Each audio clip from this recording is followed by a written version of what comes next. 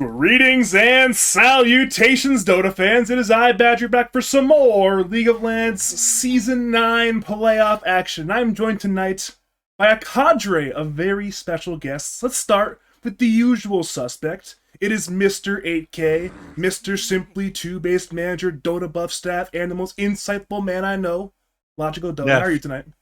Oh, sorry. I'm doing That was great. logical. Yeah, that makes sense. And then to his right, I have Mr. NADPC, Mr. Chinese DPC, Mr. former Odd Otters manager, and Mr. Man who wears sunglasses, Neph Sensei. How are you tonight? Excellent. I thought you were going to refer to me as a Chinese Dota 2 again, but carry on with introductions.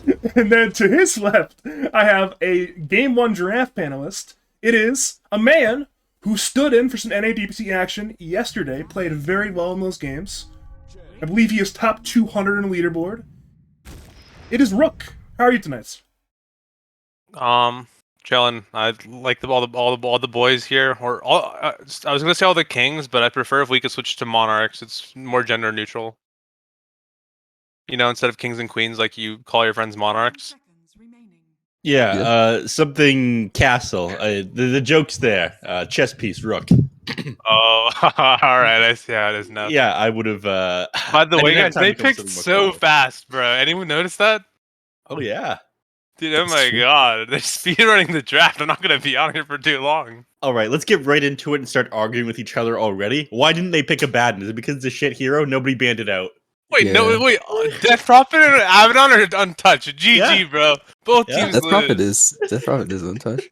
Dire are some jungle creep enjoyers right now. They got two heroes that take jungle abilities. Dude, why did you pick Chen? I mean, Sasquatch is a god of Chen, but why pick Chen when you could just pick Enchantress? Yeah, I don't know, man. All right. These people low skill, logical. Is that why they ended up just taking Doom and Chen and fucking off in the jungle? They're afraid to engage with their enemies in the lanes? Yeah, something like that. Okay. Just sure. Actually, I could say for Metaverse Esports, they have quite the flowchart for their offlane hero. It's Sand King, and then if Sand King is banned, they pick Doom. And I don't think I've ever seen both of those heroes get banned. So far, it's been a pretty foolproof strategy. Okay, like not only do they have a sick flowchart. Rook, what the fuck is that on their logo? It's Mark Zuckerberg. I'm trying to. Sweet Baby Ray's. What is he pouring into his mouth? Is that barbecue sauce? Yeah, Sweet Baby Ray's barbecue sauce. For a second, I thought it was like chocolate syrup.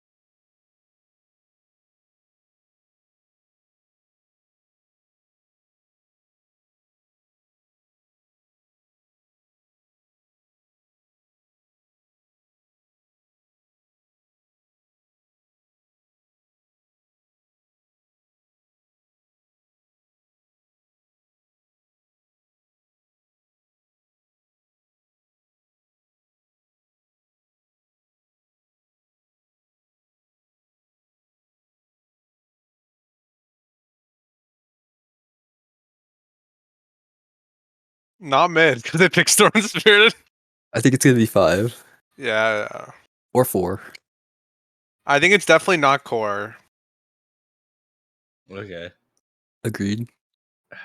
Okay, it's not going to be a core Pugna. I don't know if I've ever seen Brightside play it, but I feel like Ko would. It's probably Brightside. It's probably Brightside, because I feel like Ko would not be a Pugna player. All right, I'm going to use my insider hacks of having Brightside on my friends list and tell you that it's Brightside playing Pugna. You can just see Pugna games lined up in his previous games. Not lined up, but more than I've ever seen him play it before. Yeah, he's got 2 Pugna games. Yeah, which for him is a lot. Yeah, this year has an absolutely insane win rate, though. It was something like 60% in like the Immortal bracket upon release. I refuse to play it. It's cheating. Yeah, but you play a bad one. Yeah, because that hero's not fair in pubs because people intentionally pick bad heroes with Abaddon the moment you pick it. Like, the moment you pick Abaddon, your support pause 4 picks Skywrath Mage, and now you have no stuns. And then your carry picks, like, Ember Spirit carry, and, like, your lane is awful. And then on top of that, you can never even, like, shield him in team fights, because he's always on the other side of the map, and it's like, oh. My last 3 games of Abaddon were supporting a Nature's Prophet, who I literally never interacted with after the lane. Abaddon is and still not Ember in the game, by the way. Yeah, I know. Dude, Abaddon and Death Prophet are untouched. They're now Kunkka. Okay, they banned everything that was strong in like the last patch. Sand King's actually even picked up quite a bit Did right you guys now. notice that Sand King is one of the Dire has banned entirely strength melee heroes? Oh yeah. That's true. And if you look at Radiant, they banned 4 agility heroes. No, 3. Sorry, they banned 3. I thought Lycan was agility for a second. Lycan is my favorite agility hero. Me too. Oh god, I think Twitch's This is server's a rank- having problems right now. Wait, dude, this is not like the good. best Nyx game ever on 15 pick. Oh my god, how did they not ban this? I would say this is a top 200 player. He doesn't know what an attribute Lycan is. Bro, it's tough out there. Dota players, man. It took me a second to remember what attribute Earthshaker was. I thought it was int, No, but that's I think Dark that Series was thinking of. I And think that Ogre was Magi. Artifact poisoning my brain because it was a blue card. Dude, I want to play Artifact. Sorry, I'm really derailing this. You and what 60 other people and nobody else. I really loved Artifact. At when least it a came out. dozen people. Play the game dozens of people are talking about. Stop it! Guys, stop it. Alright, real talk though. How do they not ban Nyx, bro? Like, I don't know, man. Actually, to be fair though, Pugna lanes pretty well into Nyx pause 5, but in the game, it's obviously not fun. How does it? I know Pugna's ward when things refract off of it, like you take damage based on the mana you use. It's attributed to the ward and not Pugna, so you can't hurt Pugna with Blade Mail. How does it work with the Aghanim Shard on Nyx Assassin? If you press a Spike Carapace to reflect the life drain coming off the ward, does it bounce to Pugna and interrupt his life drain? I don't know. I haven't seen Yes. this interaction. Oh, It does? Alright. Yeah, it's like it's not multiple life drains going on at the same time. So if any of them, if Pugna gets stunned if Pugna gets stunned, then they all get cancelled. No. But does him life draining the ward and then Nyx Assassin activating Spike Carapace interrupt the life drain? Because I'm not sure if the source is the ward or the Pugna. That's true. This is a very good question, and I don't have the answer. Sorry, that's some nerd shit. Let's talk about Dragon Knight. I'm pretty sure it'll get cancelled. Yeah, cool strength heroes. Let's talk about DK them. Marana. That's a That's just really, Trend combo. yeah, really innovative strat. I like it. He's gonna arrow the Chen creeps as well. Arrow the Harpy, man. Mm-hmm. That thing is impossible to deal with. They're fast. It'll juke your arrow and then it'll go give you map packs. How's it juke your arrow when it's flying though? It loses half its movement speed. Well, it's not flying when it's juking your arrow, and then after the arrow has passed, then it starts flying. Sick takeoff and landing strats. Yes. Quap, alright. Dude, I would not want to play Quap in this game. Oh my god. Yeah, Dark, as per usual, can only play Templar Assassin or Queen of Pain against 5k players. This has been the strat that they've employed the entire tournament. I'm just saying, bro. It's like, you want to play Quap into these heroes? Yeah, it's good. You just need a BKB, and then you buy a shard, and then you get a rampage. Yeah, but like, you really want to have like, you want to go Orchid because like you're not actually like you win lane against Storm, but like you're not really good against Storm unless you have an Orchid, right? No, I disagree. like, Oh, you disagree? Yeah. Controversial. Fight. Let's fight. Let's fight. All right, we'll do a Danganronpa. Lay down your arguments, you guys. That's what it is. Yeah. Outside of lane, Storm can always jump Queen of Pain with his team.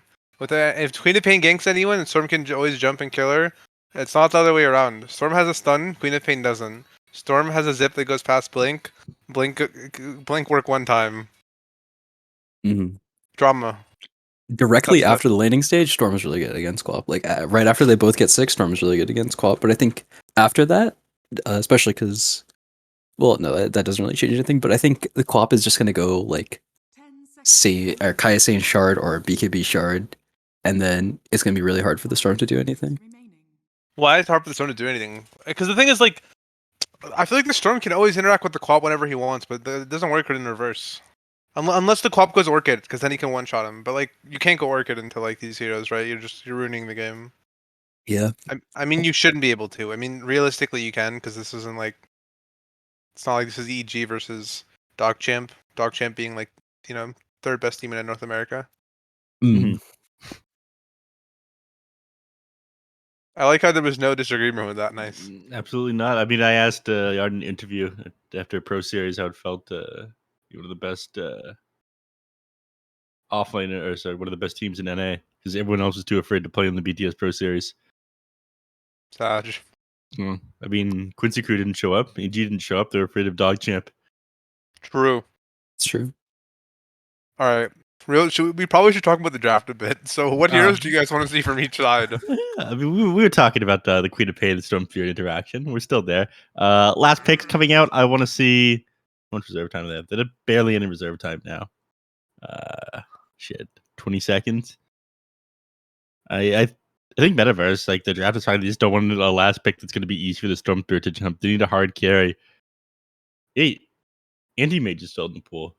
Yeah, I think they will pick it, and I think it's not going to be really bad because Anti-Mage is pretty. I mean, actually, I guess it's not so much anymore, but I feel like Kong's going to buy Battle Fury. And then I think playing Battle Fury Anti-Mage is kind of like you have to really know what you're doing to not. Otherwise, the game gets really dicey, especially against Face as well. Like I think That this was is a really probably good pick, by the way. Yeah, this is a classic. a broken hero. Yeah. I remember looking at guides like a couple years ago, and it's like, okay, last pick comes out. My safe lane has picked Favors Void. Their safe lane has picked Anti-Mage. I don't care about how much free farm the Anti-Mage has, as long as they have like a safe Faces Void who's farming as well. Because I'll just be able to Chrono and kill him. They don't have a great save for the Chrono either. All right, what could they pick? What could they pick that's not one of the worst heroes in Dota 2? Abaddon. True. That's Chaos Knight, one of the actual best. He's on a heroes horse. in Dota 2. That's a very strong hero. Yeah. How the hell? How did DP is just untouched. Yeah. How did DP go untouched? How did CK make it to last pick? 24 CK. Abaddon went untouched too. Don't forget that, guys. Yeah, you see, they're playing like 4D chess here, and they're thinking so next level that they forget about like the very good heroes. That's the issue. They're just above and beyond everybody else. I see. So like next game, they're trying to take first pick and then go 5 DP 8 Abba. Yeah, Like they're planning for the next game in the series. yeah, exactly. We already saw some crazy stuff. Game 1, we saw Orcurry selected first pick. Metaverse picks Dire. That is wild. Reverse. Like genuinely the opposite of what you expect No, why the hell did they do that? in the draft, in the lobby, the coin flip. I said, no, why? I have no idea. We talked about Side in one of the earlier casts, but I think Side is like a social construct. It doesn't really exist. It's government made. Like, yeah, there's no such thing as side advantage, especially. I won't say there's no such thing as side advantage, but it's in these games, especially There's these no old such thing as games. side advantage. Side in these advantage. games. It's not real. Yeah, exactly. Side advantage. Before I step out of the draft and leave it to these professionals, I will say, guys, side advantage is so not real. And like, you see side advantage, you see like even like Division 2 teams taking Roshan at like 16, 15, 17 minutes, because they play Radiant and they utilize the Radiant's advantages, and then they take Roche control, and then they do it at like 15, 16, 17 minutes. Bro, I usually see Roshan in lads games at like fucking like, oh, excuse my language, I'm really sorry. At like 28 minutes, bro, okay? There's no side advantage, alright? It doesn't matter. It's fake. It's not real. All right, thank you, Jim. You have a nice night, man. I like you guys all a lot. Keep it up, and I hope everyone has a lot of fun. Make sure to stay hydrated, guys, and to keep your throats nice and moist, alright? I appreciate it. We'll do, just for you. I'm gonna moist up my throat real quick while you guys Thank you. mic. That's the good part of having a TriCast, is you could have 2 different people moistening at the exact same time. Nothing has been lost. But if you are just joining us, welcome to game number 1 of League of Legends Season 9 playoffs. It is Metaverse Esports on the Dire taking on Orcurry on the Radiant. My name is Badger. I'm joined by Neph. I'm joined by Logical. And we're going to be in for a fantastic time, I'm quite sure. Yeah, and I'm looking to learn about how the Spike Carapace interacts with the Shard on Pugna and the Life Drain. I'm sure I'll be able to figure out by the end of this game. You're probably right, though, Logical. I hope I'm right. That would be nice. I mean, it would be genuinely good if it works and it doesn't interrupt his Life Drain. Yeah, that would be quite nice. Pretty niche situation though. 3 bounty runes already? Oh my god. Big plays from BMTS. They're grabbing Chen. that third bounty. With Chen and Doom, they got 3 bounties. Mhm. Impressive stuff. They do have broken ass level 1 CK stun, so I guess it's a little bit understandable. Yeah, but the other side is like Dragon Tail and Arrow. Like That's some scary stuff. you just die to that. Seemed that they just weren't ready to go in there. I mean, we just saw mostly uncontested runes there, other than the one in the bot river, which went thanks to the impale on Nyx. Yeah. All right. We're Action Lane is probably going to be a top lane. Pugna and Faceless Void don't really have much synergy in mid lane. I think Dark is going to be zoning out the Storm Spirit because you have an overwhelming advantage on the Queen of Pain, especially since that dagger heals you now. This lane is actually a little bit tricky. I don't think it's super like 100-0 co-op favored, but I think that if you make a mistake as Storm Spirit, it compounds really fast, and so this lane can look really ugly if you mess up at all. Yeah, But- it just sucks because you used to be able to like turn things around on co-op a little bit easier when you go like the 1-1-1 build. Co-op goes too far forward, Mm-hmm. but it's changed ever since the dagger gives you a little bit of extra heal. Like that sustain actually makes a pretty big difference. First blood is top lane. Chaos Bolt into Chen right clicks. Verifier pop. Dragon Tail arrives. Arrow will hit on Sasquatch since the first blood goes to Ka on the Mirana. Now Kong wants vengeance, but he has a mango and he will not go for the kill on Mirana. So Ka somehow survives. Grabs first blood. That's wild stuff top lane. That was really unfortunate. The Mirana got level 2 because of the kill XP from First Blood, and that gave Ka the XP to leap away from Kong, so they get no kill on Dire. I like the way that Noah's playing this land dragon. Like, he's low on CS, but I still like the way he's playing the lane. Still a fan. What is he? 4-2 right now. Yeah, 1-1-1. I mean, he's gonna need Soul Ring coming out pretty fast here if he wants to be able to stay inside the lane. Well, good news. DK. That's a that is not a sword. That's a bracer. Never mind. Instead, perhaps DK will die top lane. Kong and Sasquatch are going in. They need 2 more hits, but they will not find the hits. So it's to walk away again by the side of Lord Curry. They have no self coming, and they're a little bit low mana on Dire, but this is still like a pretty good situation for the lane for them. There we go. Now they go in. The arrow delays enough, perhaps? No. Chaos Bolt will bring down Noah.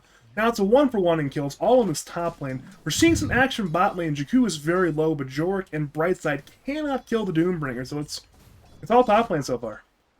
Yeah, not surprising. This guy's just gonna like sustain down here on the bottom lane. He's got double bracer here on the Doom. Absolutely insane. Like this 6.4 HP regen. Incredible stuff. The mid lane, they're trying to set up on the Storm Spirit here. He's got. All right, this is questionable. This Impale on Storm. Dark is low. Fatalist is low. Fatalist is on the run and will survive, it appears. The dagger damage is not enough, so somehow no one dies. Everyone just walks away. Arrow actually hits on the Queen of Pain. Dark goes down. The huge arrow from Ka from long range in the river. What a snipe by Ka. Get a load of this young Chris Kyle here. That's Anyone get that's- that joke? no, I don't know. American Sniper? I assure you, if Sasquatch watches the VOD, he'll get the reference. Alright, cool. Speaking of That's Mirana, really she okay. tanks the Impale. Speaking she of gives Mirana. away, though. She gets the Queen of Pain gets the kill. So Dark will get some vengeance for his own life. Interesting plays on that one, but you know, up to 2 kill score now. I'd like to go back and say it was a really funny joke if you guys got it. But I wanted to ask Logical why this Nick Assassin Ghost Spike Carapace is at level 2. Because I feel like he would have had a lot easier time setting up this kill onto the Storm Spirit if he went for it. I don't think it would have been that much easier. I think it's only 0.6 seconds of stun. It's a lot of damage, though, back on the Storm if you just walk into his Remnant. And he had the opportunity to. I mean, the mana burn's comparable damage. Yeah, I suppose. They're trading up the stun and a little bit of damage for that. Speaking of, the Storm Spirit ended up going 3 points to the Overload, so he's just going to be looking for kills as soon as he hits level 6. It's like a very telling Cyan what the skill build in the Storm Spirit is, whether or not they just want to farm creeps or try to find kills after they're 6.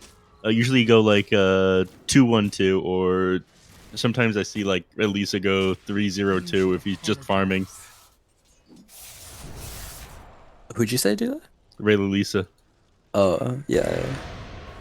That guy hits creeps pretty good at Storm. Yep. He is a Storm aficionado, if nothing else. Yeah, but he'll like change up his build based on what game he's playing, and he'll like figure out whether or not it's optimal to go on the enemies or not. But the Storm Spirit just wants to like ball on the people as soon as he hits 6. That's why he goes 3 points in the overload. Fatal needs to be a little bit careful, actually. He has Pugna nearby, but Dark does a lot of damage. Arrow. Off the mark, never mind. Dude, what is this Nyx assassin? This is wild. Yeah, Nyx just goes in and kills Pugna more, but that is a very aggressive play for BMT. Did he call it the GG? I'm sure that's going to be cancelled, but interesting plays from BMT has. BMTS just got 5-second arrowed by the Pugna ward. That was crazy. He got stunned for 5 seconds. What can you do? That was pretty funny. I mean, yeah. Just threw me off entirely. Like, I really was not sure what was going on that one. In the dire jungle, Cuz losing a fight with Sasquatch right now, but he has to leap away this time. I'm sure we're still looking at Dark to go for some kind of play. He wants a kill. Problem is, it is Storm who is hasted, running into the dire jungle. They see the Chen under the Radiant side of the ward, the Vortex, the overall right clicks. They will be enough, but can there be vengeance? Kong finds the Mirana with a Chaos Bolt, but he'll walk again back to the top lane, so it's a failed vengeance. With one more kill for the Storm. Yeah, look at all this time wasted on the Chaos Knight there, Logical. Yeah, it's pretty unfortunate. This hero does farm unreasonably quickly, thanks to just the changes that have happened to the hero over time. Especially last patch with the crit doing 1.5 times damage to heroes, and then you can ult as well to kill creep waves because it's such short cooldown. That missing your first ult like that is kind of a big deal though, because normally you want to either just like immediately press it if you're having a really good game, and there's no Three-man really impale contesting from you. BMTS after the Chrono. 3-man Sonic Wave from Dark. The turn! They have the Chrono bot lane, but instead it's Radiant who are collapsing. Arrow hits on Nyx. The Nyx will drop. In comes Dark, looking for Phaedos, who has no mana. Jorik is still he's still doomed, but he's juking in the trees. He will barely survive. That is a genuine crazy fight in the bot lane. Over to the top lane, meanwhile, it is a jump on Dragon Knights. DK is running. Chaos Bolt will hit. Can he get away in the trees? Probably not. They see him. With the Breathe Fire reduced damage, he's fine. Okay.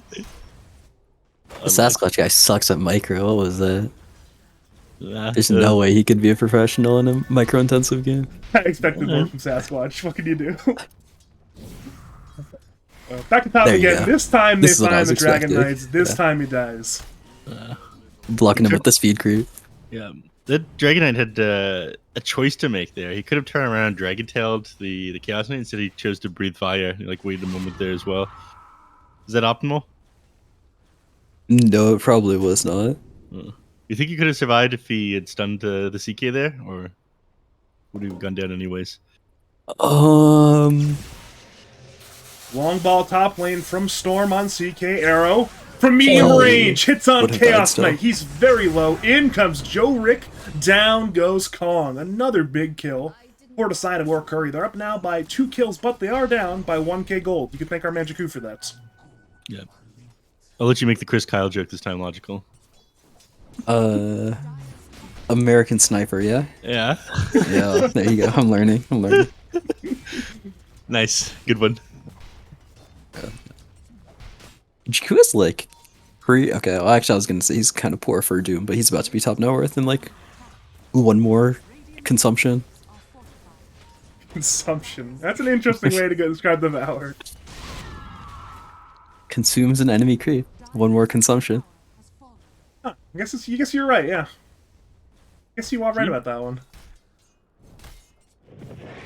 It says digesting on my end, so maybe it's the digestion he's waiting for?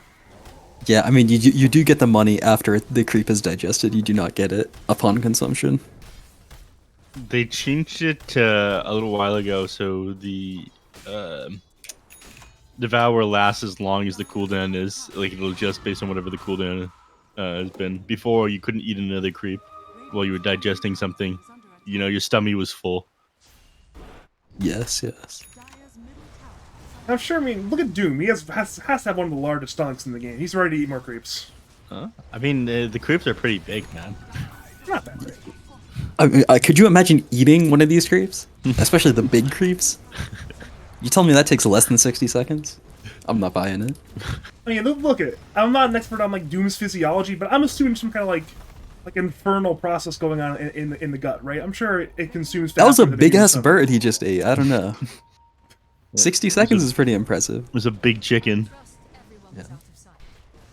Well, Didn't mid cook it lane, or we are anything. seeing T1 Tower become very low. Jorvik comes for concerts. There on Doom and Nyx. Nyx will drop. In comes Dark, and in comes Fatalness. Jakku is low. He's stunned. He's being brought down by the Starfire from Ka. Now, Nyx has bought back into the fight. They want the Dragon Knight, Noah. He's on the run, half HP, being run at by 4, but he's being healed by Brightside. Now, Dragon Tail into a Mist Arrow means that BMTS has a 2-man impale. The Nyx will run away. But overall there for Orkuri, 2 kills and a T1 tower in exchange for literally nothing. Yeah, the game gets very hard for them from here. Go ahead, Logical. Dire's really low damage until they get some items. And, like, probably more importantly, some levels. Dark is going Orchid right now, which I kind of don't like, but I think he'll still eventually scale into damage later on. But for right now, they're like, it's really hard for them to take these early engagements because all of Radiant's heroes are pretty solid in these scrappy fights.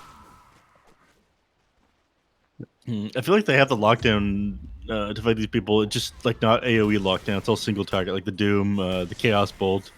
Like they just don't want to take team fights against these heroes inside of Radiant. And everybody's very tricky to get their hands on. Like the Pugna, you're almost never going to be able to catch. The Spirit is tricky until you have the Orchid. Same with the Faceless Void. It's just hard finding solo pickoff, and solo pickoff is all you can really find with your lineup. Well, we are seeing a definitely- Vendetta Nyx right now, but Radiant are look at their position so well right now. The high grounds area. Yeah, they've got sentries everywhere as well, and the assassin can't like cross the river and find anything. Like the moment he tries to walk up the hill, they'll see him.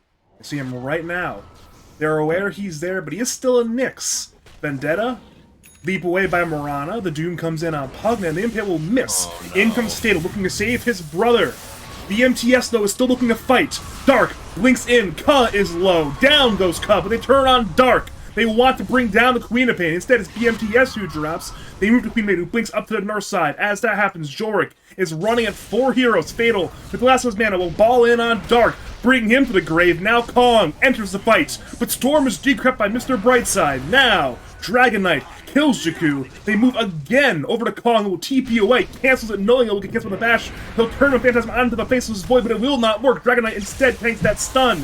Storm vortexes Kong. Kong gets bashed. Kong goes down. Metaverse.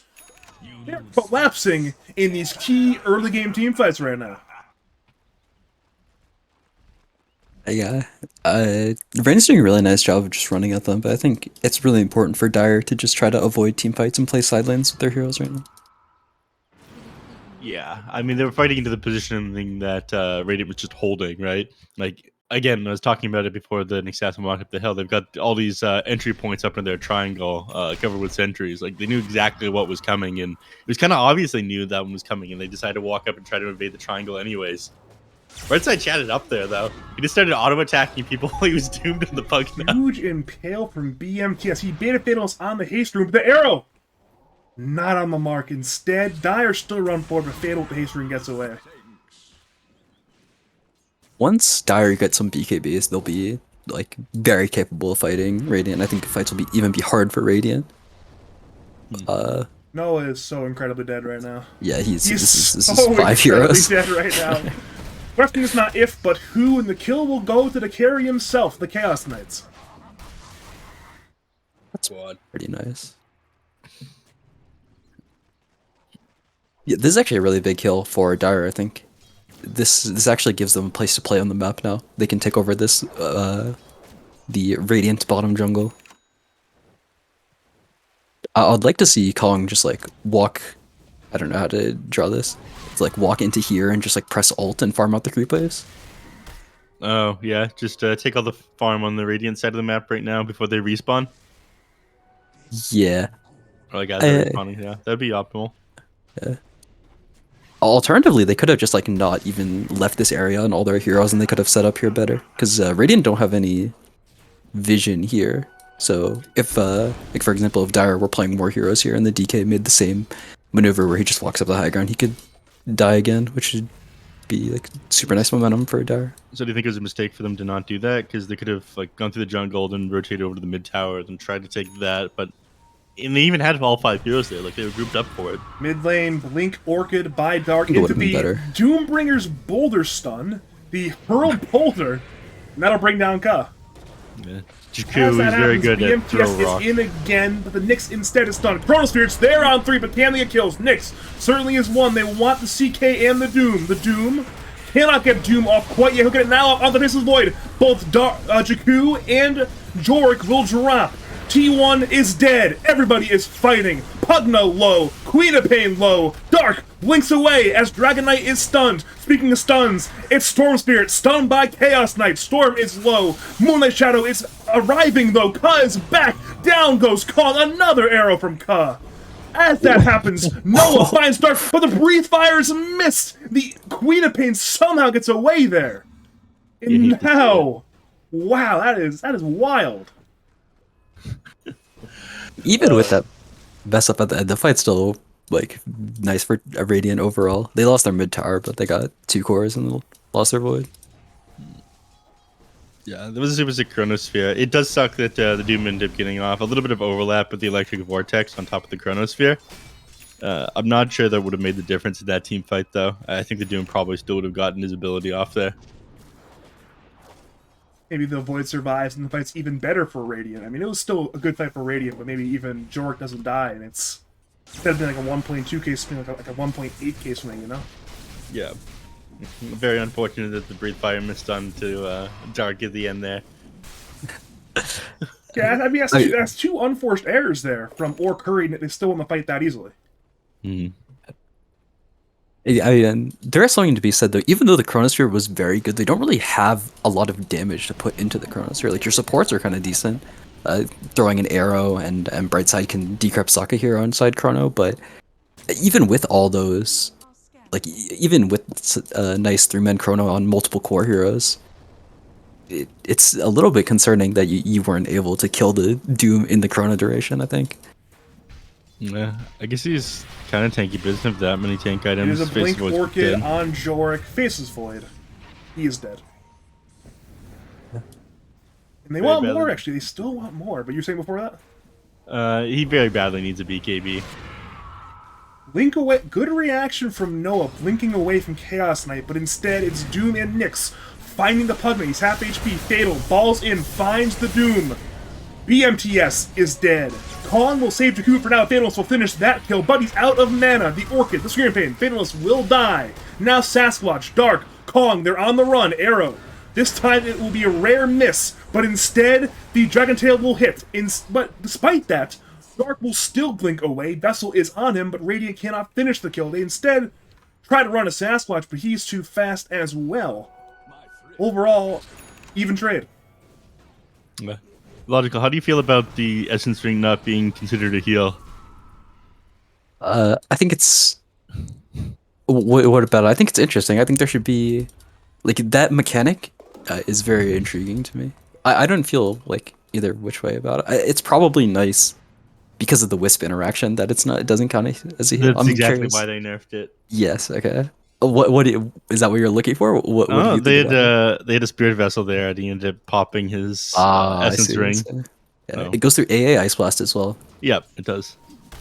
There's only 2 heals that work like that. It's Lifestealer Infest and Bottom Essence lane, Ring. they catch Kong farming, but Dire are arriving. Chronosphere comes in on the Queen of Pain as Kong drops the 3 heroes. BMTS is a 2-man impale trying to get Dark away, but Jorik wants this kill, but he's found Jakku. The Doom will be on Faceless Void. Sasquatch is hitting, Jakku is hitting, but instead it's Dragon Knight who finds Dark. Dark tanks the vessel and dies! The trade is for Jork and Brightside, though. Now Jakku, BMTS Sasquatch. They run at Ka. He is out of leaps on Marana, and he is blinked on by Doombringer. Ka will find another spot in the grave. A 3-for-2 trade. 2 cores on Dire for 3 heroes on Radiance. Jakku kind of popping off now. Yeah, he's finally has some levels on Doom, and especially because he's not really getting targeted too hard. Yeah, he's able to constantly find initiation. That's the 9-second BKB from the Storm. Yeah, he had to. Yeah, that's depressing. What's also depressing is the Void got a full duration chrono on the co-op with no heals put into it, and was able to hit with Mom, and the co-op didn't die. I'm That's surprised. unfortunate. Dark is thicker than he looks at a glance. Definitely, yeah. As someone who's met him in real life, yeah. Yeah. No The Void is also just a little light on damage currently. I'm not even really sure like what you do with the chrono. I guess you just use it to set up for arrows or like, yeah. I mean, They I guess you want just use the it to kill set up for on arrows. Kong. He has no Phantasm, and he has no teammates in range. So Kong drops that Ka Fatalist combination again, and Jakku and Sasquatch want Vengeance, but I'm not sure they're going to find Vengeance. It's a Blink Hoof Stomp, but Storm is just fine. Yeah, he was just outside, or he managed to make it just outside the range of the Sentry Ward that was in the middle of the trees there when that stomp came out. So, no follow-up. And the Dark Gang Squad died to is this? at it No again. way. No way Dark dies to this. They find Queen of Pain, and yep, he is definitely not dying to this. That was actually really close. If the DK had full mana and was able to get a Breed Fire on the Decrypt duration, like if they did everything perfectly, then Dark probably still would have lived, but it would have been really close. Yeah, he didn't open with the Fireball either. It probably should have happened. Fireball, then Blinkin, and then Dragon Tail, I think. Yeah, Is there enough time to do that before the Queen of Pain can react? Yeah. definitely. I don't actually know the cast time on the Fireball, to be honest. I mean, you Fireball from the fog, and then the Dragon Tail's instant. You can even like a Blink Fireball Dragon Tail, I think, because the Blink has an animation and you're in Dragon Tail's instant, I think, or like pretty much instant. Yeah, it's instant. And so it's It's a 3.5 seconds done as well. He ended up going for the talent. Like, you just stuck into that for 3.5 seconds. There's a lot of DPS in the Fireball, especially under Decrypt. We are coming up on some very key items. I'm seeing a lot of Ogre Axes in inventories. It's That BKB item time is on way a too lot good. of different heroes. Ogre X or BKB? Ogre X in need of a nerf. It builds into too many things. We're looking at BKB on Void soon, BKB on this Dragon Knight soon, BKB on Chaos Knight soon, BKB on Queen of Pain soon. It's a lot. I mean, even Doom is not. It's 5 BKBs currently in progress. It doesn't even build into too many items. It just builds into like the most important item in a lot of these games. Yeah. It builds into a Sanj, Sanj Yasha Heaven's Halberd, builds into Agative Scepter, builds into Black King Bar. These are items that everyone needs. You got to nerf Ogre Axe. You know what you need to buff? Eagle Song. True. Builds into one thing, Butterfly, but Blink doesn't count. Oh, I see. Okay. It absolutely counts. Disagree. Look how many things Mystic Staff builds into. 5? Awful Wait. game design. They find Jorik. Big kill if they get it. He's invisible. Moonlight Shadow and he gets forced away by the Pugna. Missed opportunity. They did a 5-man smoke. Nearby Jork that could not get the kill. Fatal, balls in, balls out, dodge his lip snap. Now he's doomed by the Doombringer. Noah arrives. Corner it's there on one. It's only the next assassin. He certainly will die. But Kong wants vengeance. BKB Phantasm are popped. He finds the Dragon Knight, but it's one hard kill. Arrow hits an illusion. Meanwhile, Marana tanks an Orchid. Marana goes down. Dragon Knight blinks in, finding Sasquatch. Jakku has stunned Faceless Void. Fatal, long ball on Chaos Knight, delaying the damage. But instead, Chaos Bolt, the heal from Pugna, isn't enough. No, it will not be. Pugna goes down. Spur Spear drops. Now Dire look for more. They see Void, they see Dragon Knight, and they find the Orchid into the Impale, into a 4th kill. A 4-for-1 exchange. It cost the buyback on Nyx, but that is one happy price if you were to sign a Metaverse Esports. Yeah. He even picked up an Ogre X. That's what you can do there. They're really strong. Nice analysis there, logical. Thank you, thank you. These fights are really easy for Dire right now, though. They're just like such so much higher level than Radiant right now. I mean, I think it's Why they're not? yeah, a big part of it. They kind of fucked up the execution of that one though. You only end up getting the Chronosphere off of the next assassin, which is like one of the worst targets you could go on. Like even getting the Shen, I think would be better because it doesn't get the Hand of God off in that fight. But that's the case. But now they're kind of overwhelmed, which kind of makes me question what they were doing earlier on the side of Dire. Metaverse Esports. Oh, okay. Long There's ball no way you killed into the Jakiro. arrow. Jakku actually had a BKB, he could have used it, but he chose not to, and that will cost him his life. They moved Nyx Assassin. His buyback is on cooldown, though his life remains active. Yeah, I'm surprised that they killed him there. Again, he could have just popped that BKB. He got greedy. But, you know, what do you expect from a Doom player who just builds Hand of Midas? A lot of greed, apparently. Every Doom player does that. Yeah. Yeah, because they're greedy grubblers. It's true. I used to just play Doom when I had to play offlane in pubs. The MTS is invis, but Radiant are aware he's invis. Vortex arrow, yep, Dieback. that is one kill. And it's a dieback on Nyx. Dire is kind of fumbling this one right now. They're giving Radiant a lot of momentum. This is Void finished the BKB finally. If Void's able to like survive one of these fights and get a couple of kills, then Jork's gonna have another item and is going to pretty quickly get the level 20 talent as well, and that's like all the damage you need for the entire game. Well, Roshan is under attack, but it's going very slowly. Jakku arrives. Still on his mitts, but the Doom will hit Never on mind. baseless Void. Dark links in, will BKB and Sonic Wave. It's there on 4. And now Jork will die. Dire, Metaverse, they see more heroes. They find the Mirana, but in comes Storm, disrupting the backlines, bringing down the Shen. Kong looks to fight, he'll BKB. Man fighting with Storm. Dark helps his teammate, arrives. Chaos Bolt on Pugna. Pugna goes down. They move to Dragon Knight, the Orchid. The stuns, it will be enough. Dragon Knight will go down as well, and now Pugna has bought back. Arrow comes in, hits on Jakku, but Jakku is still too tanky. He will walk away in that case. And now Dire are the ones who walk in the Roshan pit. The Radiants, they are well aware. They have the Observer Ward. Yeah, and Stormbeard's going to be able to snatch this one, stop them being able to Roche, at the very least. They can see the Nyx Assassin down on the ground here as well. This is tricky for the Storm because he has to do it against War Stomp and Orchid, and he doesn't have any vision as BKB's cooldown. Void's back up now. He managed to stall for enough time, and Void still has Chrono BKB, so they can easily take this fight. Yeah, Dire doesn't take it's this there too on they Dark. lost. It's a pretty That's long all stun dead. duration. That's a 2-man Chrono. Chaos Knight and Queen of Pain. Storm is in the Chrono, but Chaos Knight is dead. They move to Dark. He'll BKB and Blink. Jakku, Dark, they're so low. Orchid hits on Storm. Storm is low. Storm, he's being healed by Pugna, but he still drops. Instead, it's Aegis going to Jorik. BMTS tried to disrupt in the Roshan pit. It did not work. The Nyx once again dies back. And now, somehow, some way, after much confusion, Curry win the Roshan fight pits. Oh, this is really unfortunate.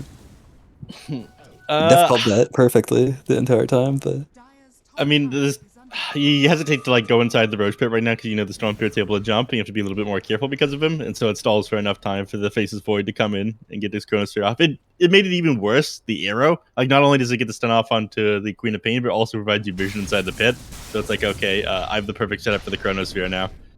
So made even worse by Ka being that young sniper there, the Chris Kyle reference that I'm dropping again. yes. What are we up to? 3 times now? Yeah. We need a counter for American Sniper references. I'll get on that one day production-wise. Yeah, that's what the people really want. The Void lived to fight though. He's level into the 18. Vortex on Sasquatch. Sasquatch, he will perhaps die, but will there be vengeance? The Doom is on Storm, but instead it's Radiant who turn onto the Doom. The short-range arrow, long enough stun there. Jakku goes down as well, so it's 2 kills for the side of Curry. Pretty unfortunate. The game's kind of hard for Dire all of a sudden again. They have to...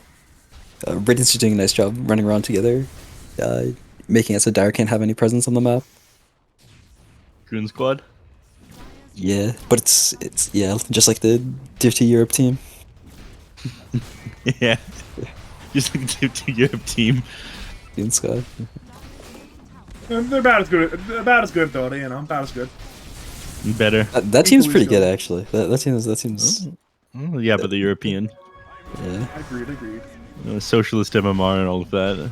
We are Government seeing handout. Yeah, free handouts. middle T3 getting attacked right now by the Dragon Knight. He actually blinks in for Chaos Knight. Storm, the long ball, onto Chaos Knight. Jorik has Chrono in 3, but Kong has no life and he has no buyback. Now, this could be real bad for the side of Metaverse. They are losing base rapidly. BMTS drains mana of Storm, but Radiant, they are staying strong.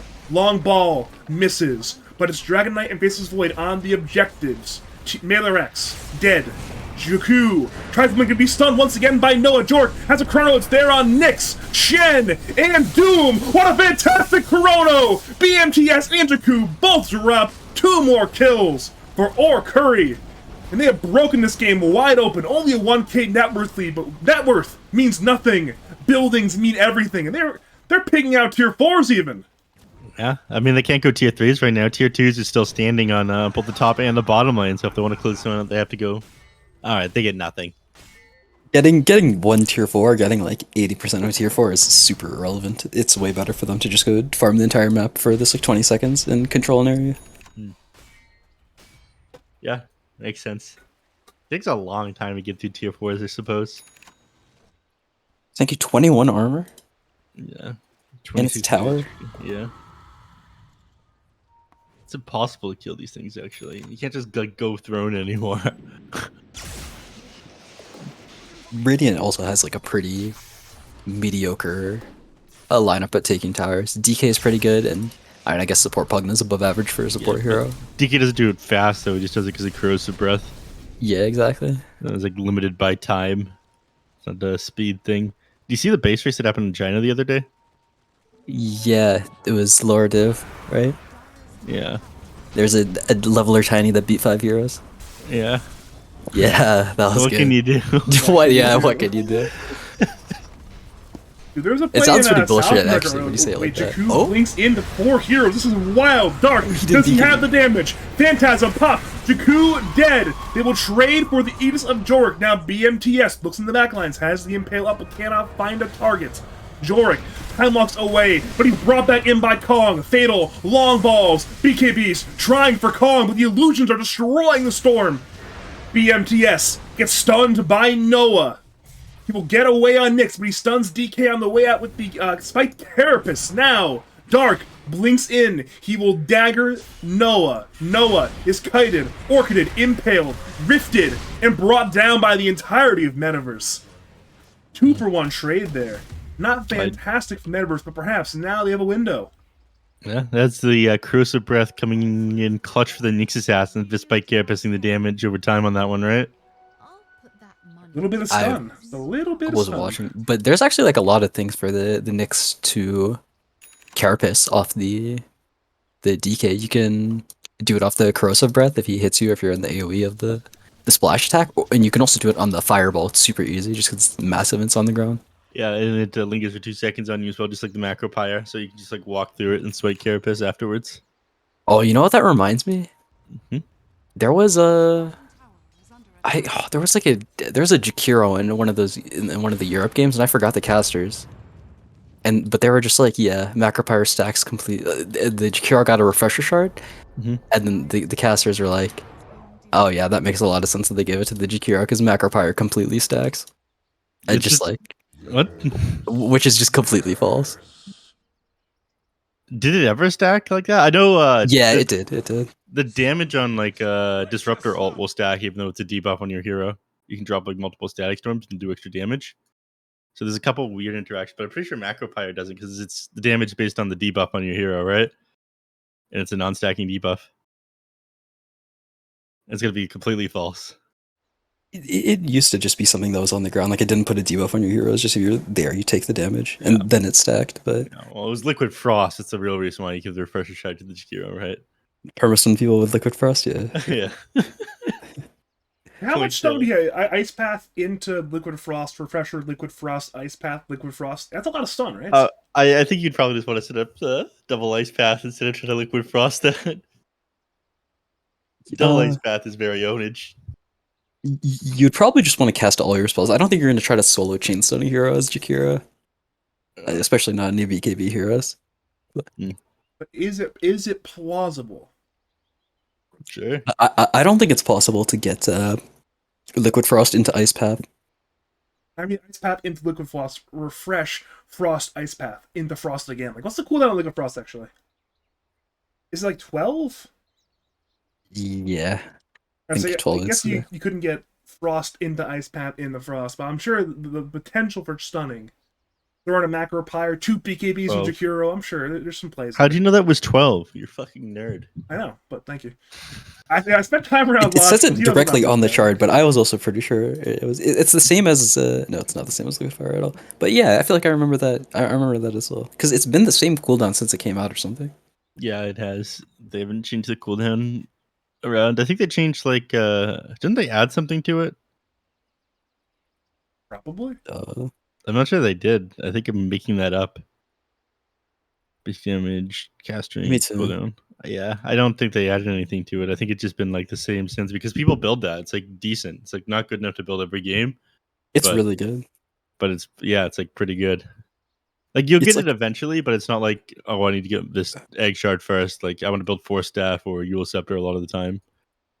Yeah, it's like unreasonable that it works against buildings, to be honest. But yeah, I think it works against Roche as well. I like vaguely remember seeing that and thinking that was insane. That like Jakiro can like solo Roche as pos 5. Yeah, it's dumb that Shadow Shotman could do that now as well. Yeah.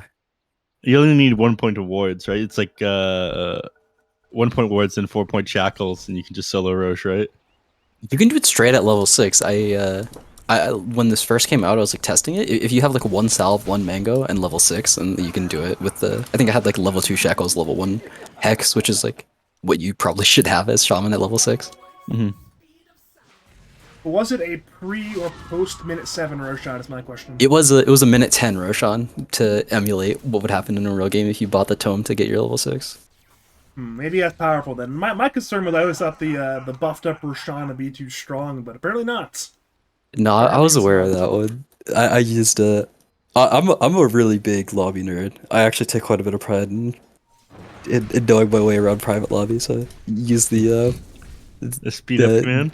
Yeah, the demo host timescale. Yeah. There's a lot of pro Dota players, also big lobby nerds. Artur Babayev, Jackie Mao, big lobby nerds. So you're There's a lot of pro players who don't know either, which is really surprising to me. They just play games of Dota, man. Yeah, they really do. There's actually so many idiots who just are really good at the game, but they don't know anything. Play a lot of it. Yeah. If I say idiots, like they know more about Dota, so I can't say they're stupid about Dota, but like they will just be so clueless for like random Dota mechanics or shit like private lobbies that also is like tangentially related to Dota. I used to think it was like the most important thing if you know as many mechanics as possible, and I realized you just get like outperformed by people who are just like straight up good at the game. It becomes very depressing. Yeah, I mean because most of the time if there's a mechanic that's like so broken that it like bypasses skill, or it's like if you're aware of using this mechanic to like people who are significantly better, then it normally gets removed or like gets something about it gets changed. Either it's removed or it becomes so widely proliferated that everyone does it. Then everyone learns it. Yeah. Unlike this ward here, people still don't know about this low ground. They do the illusion! Oh no! Now Noah's in. He stuns BMTS to arrow again from long range. Nyx goes down. Fatal will BKB. Kong will attempt to Phantasm in turn, but it's BKB. It's over soon. He's trying to fight, but no, he's away. Just TP out. Just TP out. Just TP out. How did he get away? He TP'd out. He had so many stuns. 8 bashes. The stuns were cooldown, I think. At least Stormpull definitely was, and then the Void had to like time walk in for a second because he wasn't already hitting the CK. I mean, that was pretty smart TP out. He did it with like the first couple seconds of his BKB. BKB didn't cover the entire TP, but nice play by Kong. how is he? He doesn't even have like he hasn't got buyback. How's he? That's actually game changing. He ran the numbers. That's genuinely game changing. He keep away on that. He ran the Kong's really numbers. good at math. I forgot what he studied, but he's actually very good at math. Here we go again. 2-man hoof stop. In comes Queen of Pain and Nyx. Chronosphere. It's on Dark. Can he kill Dark? This time it seems like he will. Life Drain hits on Jakku. Dark and Jakku both will die. Both have buyback though. Dark has bought back. Now Kong is in, looking for Jorik. The Orchid, the Chaos Bolt, the Force Staff. No, not enough though. Jorik goes down. They move to Brightside, who too will fall. Now they want a third kill. It's Morana, leaping and TPing. Is there a cancel? No, there is not. So 2 are lost on the retreat, but it did come in exchange for tower damage and a buyback out of Queen of Pain. Yeah, if Dark dies again, I'm pretty sure they lose this game. He cannot afford to go down. Unfortunately, Roche is a longer respawn timer. It benefited Metaverse at first because they weren't able to take it on the side of the Radiant, but now like you really want to be able to get a Roche on after a fight like that. But it's not going to be up until like Void is basically respawned. Yeah, Sasquatch is smart. He's going to leave one of these creeps inside the pit. So they're going to be able to scout this one out as soon as it comes up. Luka playing with fire. He arrowed the scout, walked straight into Kong. Somehow did not get stunned and did not die. Might definitely be big. Oh, oh. They want Dragon Knight. That's a BKB forced out on cooldown for a bit over a minute now, which means Roshan will be alive and BKB will not be available for the Dragon Knights. Speaking of Roshan, he's up now. Yeah. Oh my god, this is actually so big. Like the fact that he arrowed that creep to clear it means that they're not going to know when this Roche is done, and Faceless Void is going to be back up by the time they scan out the Roche pit. They see Dragon Knight though. BKB's on cooldown. The Orchid, the Shibas. Can they kill the Dragon Knight? He's half HP, dropping rapidly. The pendant is damaged. The attack speed is too much. Dragon Knight dead, but he does have buyback. Dire though, they ignore Roshan. They want another kill. Morana will leap away from the impale, but will tank the Chaos Bolt.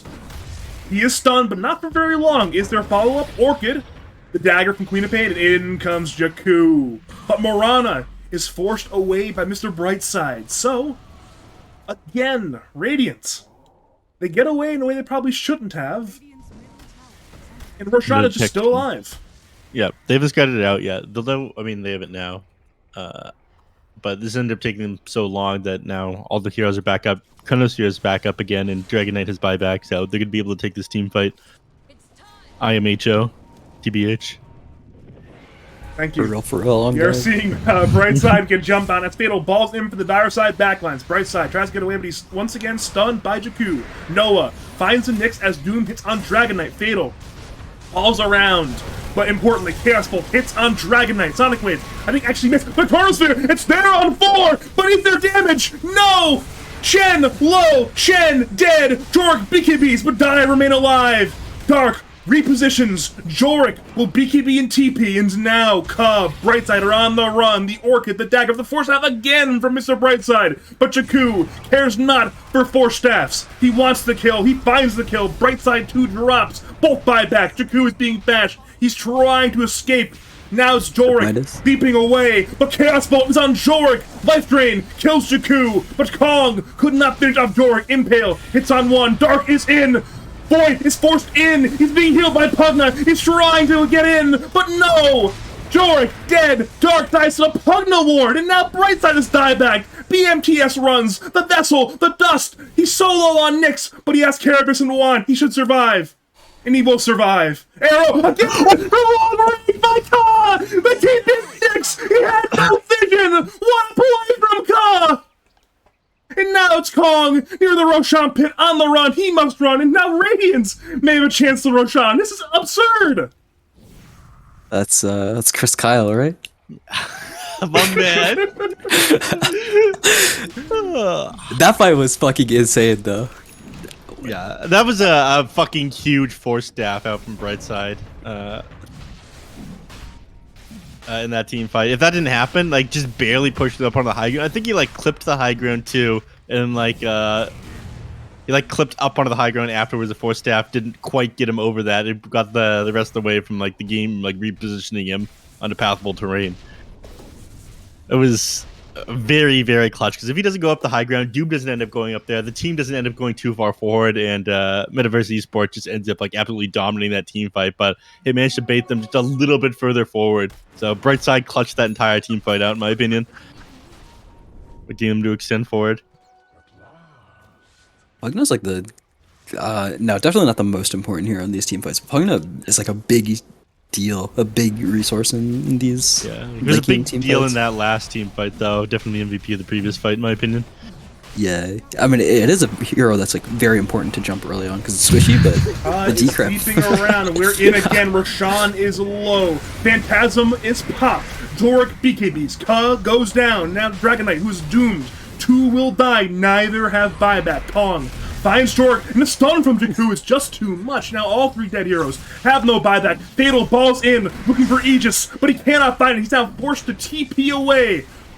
Dire nearly get the ward off to kill the Storm, whose BKB was over, but instead, they'll have to be content with 3 diebacks and Roshan, Aegis, and Shard.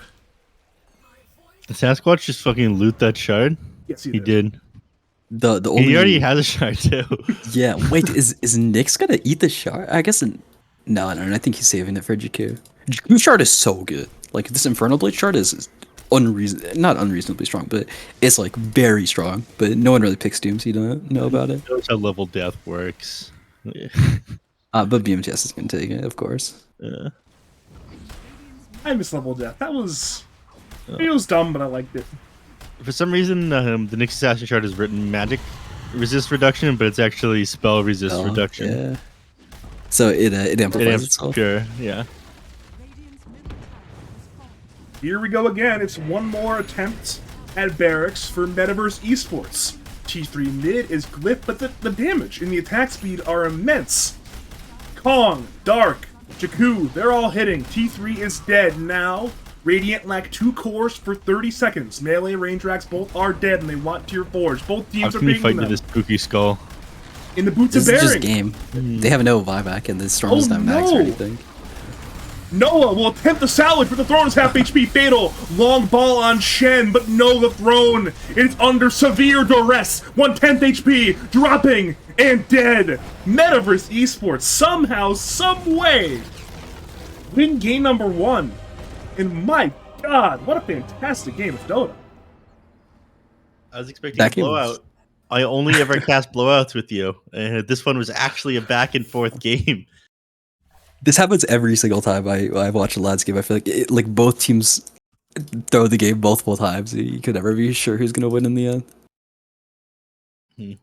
I mean, it was a questionable play around the pit towards the end there. I thought Metaverse lost it after they fumbled going up Same. from the high ground there. Like I thought the game was just done. They'd be able to take Roshan fast enough, but they didn't have enough damage on the face of the void to be able to clear Roshan that fast. And they kind of fumbled towards the last Roche fight as well. They didn't just finish off the Roshan. Did they all exited the pit and tried to deal with the Chaos Knight?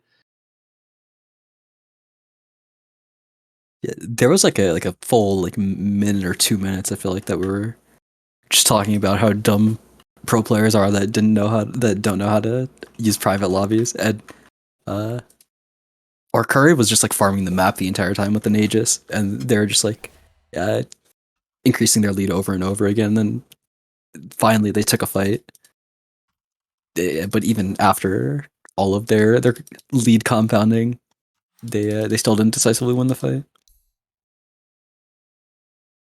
This is this graph. This is an entertaining graph. Just looking at this graph, a lot of spikes, a lot of drops, a lot of rises. I love Dota 2, man. Truly do.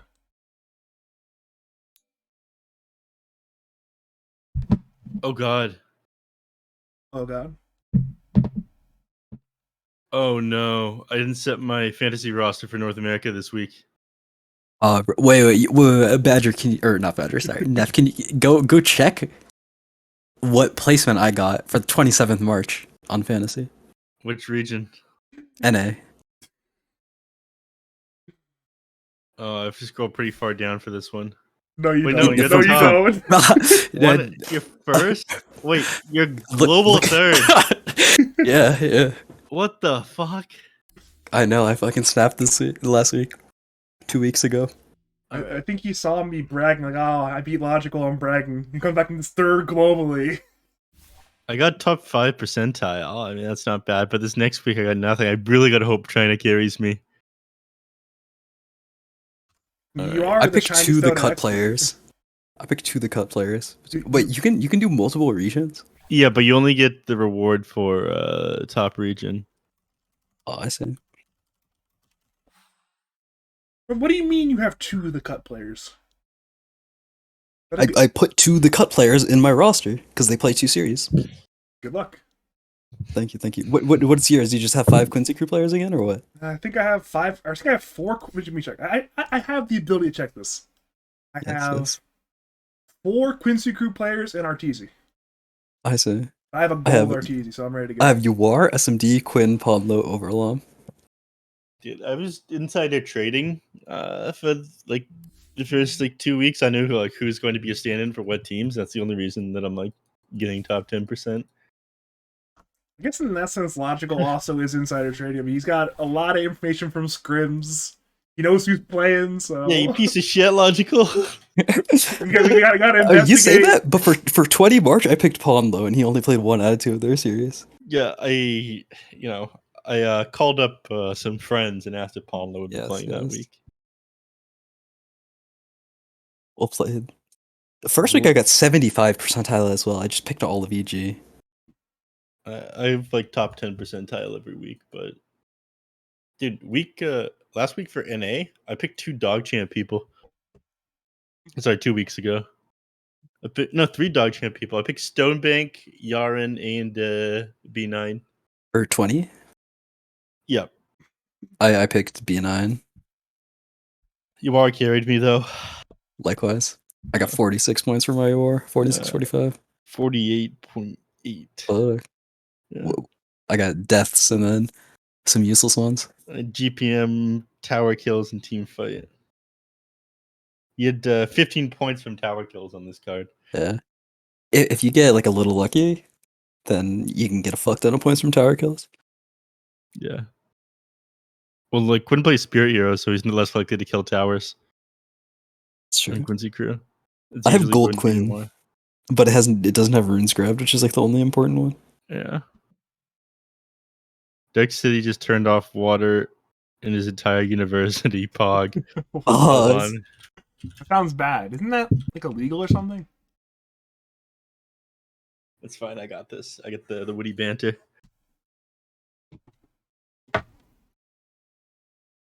Yeah, I'm still I'm a little bit shell shocked from game 1 still. Oh my god. Yeah, sorry. I was going to go off being you know who I miss in lobbies? Who do you miss? Well, I kind of miss. I don't miss him too much. Is Hi Shaggy. Oh. That guy can banter in lobbies. That's why I miss being in lobbies with the Spanish casters. The Spanish casters are always so good at banter compared to the only issue is keep the banter going. After the game started, I'm not allowed to alt chat during the game. He's a lively individual. Yeah.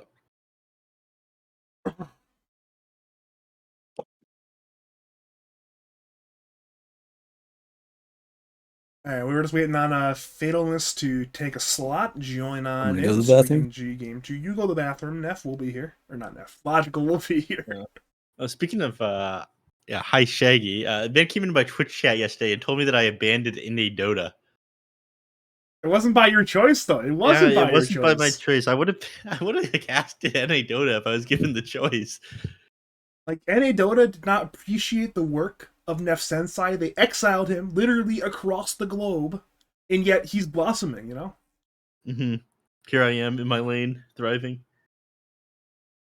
Getting that Div 1 DPC coverage for Chinese Dota, I'd say that I would. Oh, it would be hard. I'd say that I just as much want to do Div 2 NA as I want to do Div 1 China. Div 2 NA is hype, man. Div 2 NA is very, very hype. And there's some really cool players. I was told that the game, the Felt game yesterday, was pretty sick. I want to go back and rewatch that one. Felt versus Mystery Machine? TMM.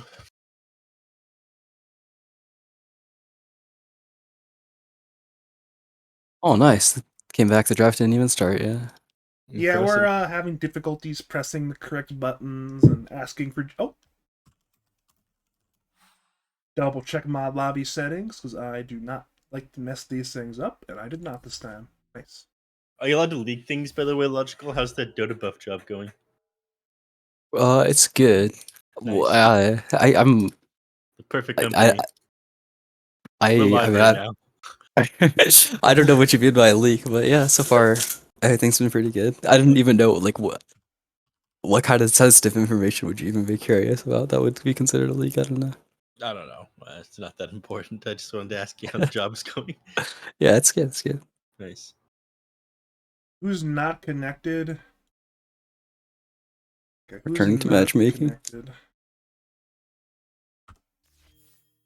One of the players is one of the players. I know it's one of the players. Sasquatch's internet. Imagine being in esports for this long and not having a stable connection. I mean, you'd figure, yeah, he's been around for what, like 9 years? Yeah. You think he'd have a stable internet connection by now?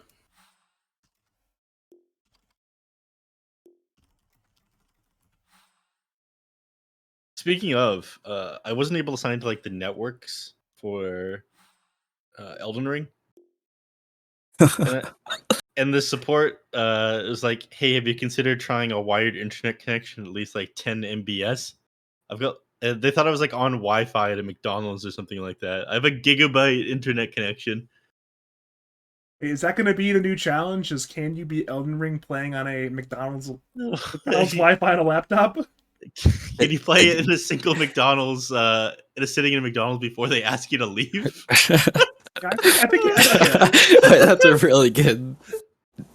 I don't That's think really they will. good I mean, to as long as you're just like not causing problems and just spending more money, I'm sure they won't do anything about it.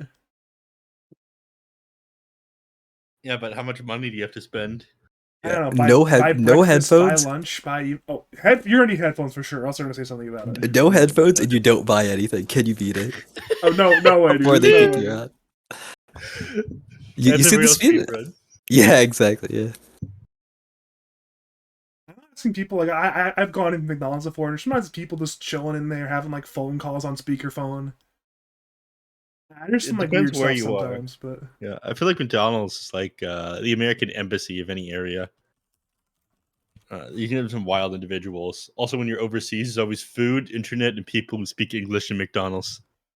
that's how I've seen, or I've heard stories of people who like their internet will go out at home, and then they'll like finish a Smash tournament series through McDonald's Wi-Fi, and I'm curious how they managed to just like slam their fucking controller, pressing a million inputs a second, and no one. I was told to is wait, and then upset. I didn't wait. Uh-oh. That's okay. 5 seconds remaining. I'll ask Jorik, you good in the L chat. I just gotta press the blue button, so. It took him a while to lock in, but I think he's good. Because it defaults to blue if no one picks it, right? Yes. Well, I still don't know player colors based on their position. That's some nerd shit. Dork is orange. Yeah, it's blue, cyan, purple, yellow, orange, pink. We call it teal, Even though it's not teal. it's like a tan color, but it's also Same we call gray, you call gray. it gray 'cause it was gray in Dota 1. Then Yeah, it's light definitely not blue, gray green, anymore. brown. Look at the Spirit Heroes banned out. Tanky Strength Heroes being banned out again on Metaverse Esports. Look with this. Are they afraid of the big boys? Yes, they are. They got a low 30 Earth Spirit player on Radiant and Tiny.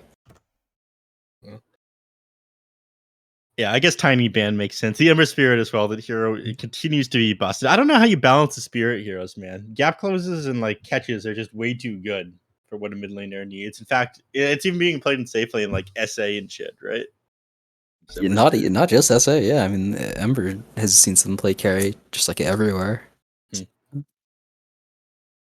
think people are starting to get more flexible with like the 1, 2, 3, 4, 5 thing. Like they actually just play position 1 from the mid lane now. Templar Assassin being like one of the biggest heroes that does that. and then they'll play like a utility hero that like is kind of position 1, but it'll switch. Radiant team pick. I guess Ember Spirit's a decent example of that one. So strength heroes were banned out, but we still have 2 strength heroes and a tanky int hero selected. On that note, I'll be right back. I need some more water. All right, let's talk about this hero. Logical Death Prophet finally ends up getting picked. We were talking about this before. They were saving it for game number 2. It made it through, not banned or picked up in the previous game. I think support Death Prophet is overrated. I feel like this hero's so broken that you should just put it in a core role. Like I think mid Death Prophet is like really good, and unless you get super insanely Offlane, counted. I think it's the best. Okay, that's a fair take, but I think that people overuse support Death Prophet when you can just like throw it in a core role because the hero is really broken. Yep. I agree. I think Kunkka had that same problem as being played as position 1 in the previous patch. Like one of the reasons Kunkka was very good is because you could flex it, and people got too attached to the idea of position 1 Kunkka.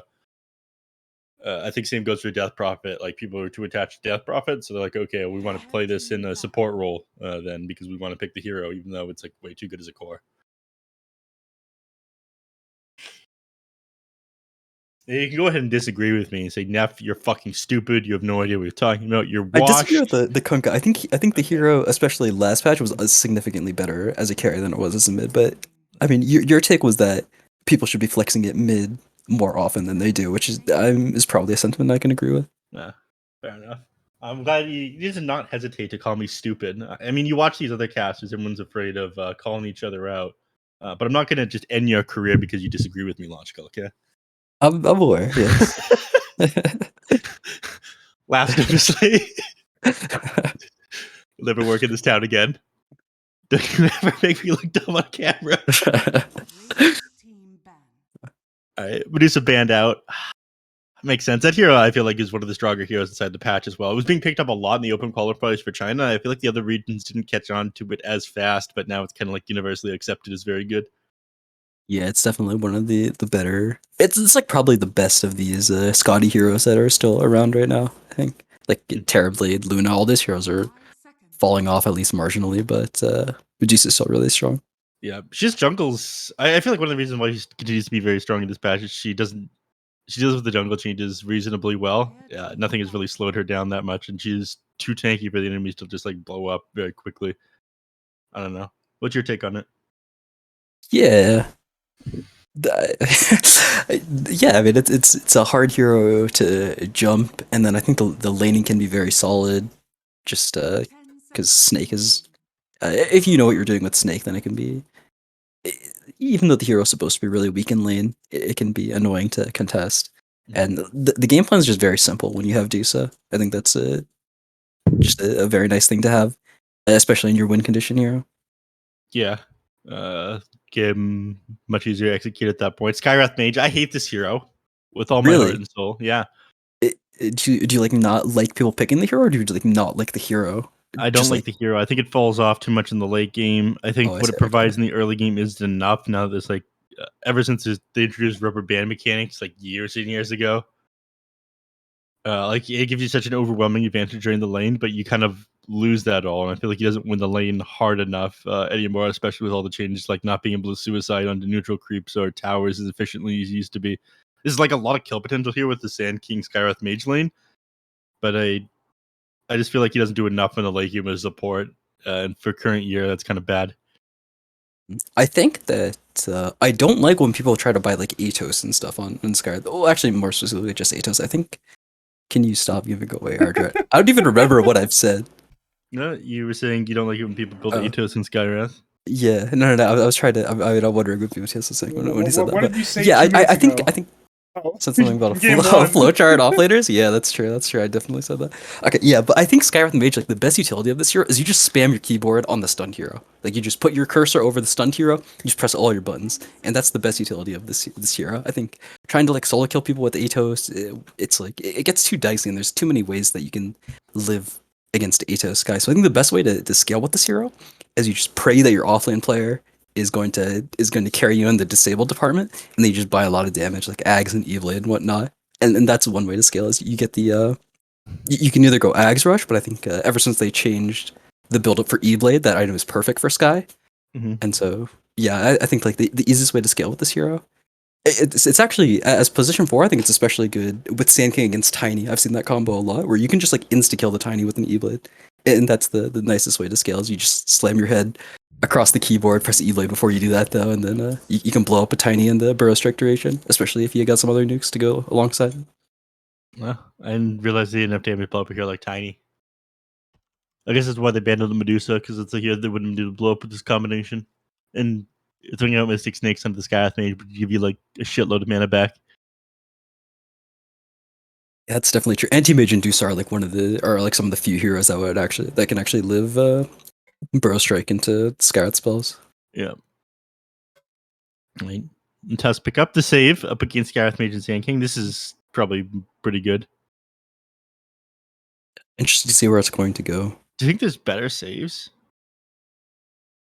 Or do you think they just want to play aggressive with this lineup? That's where they go for the Tusk.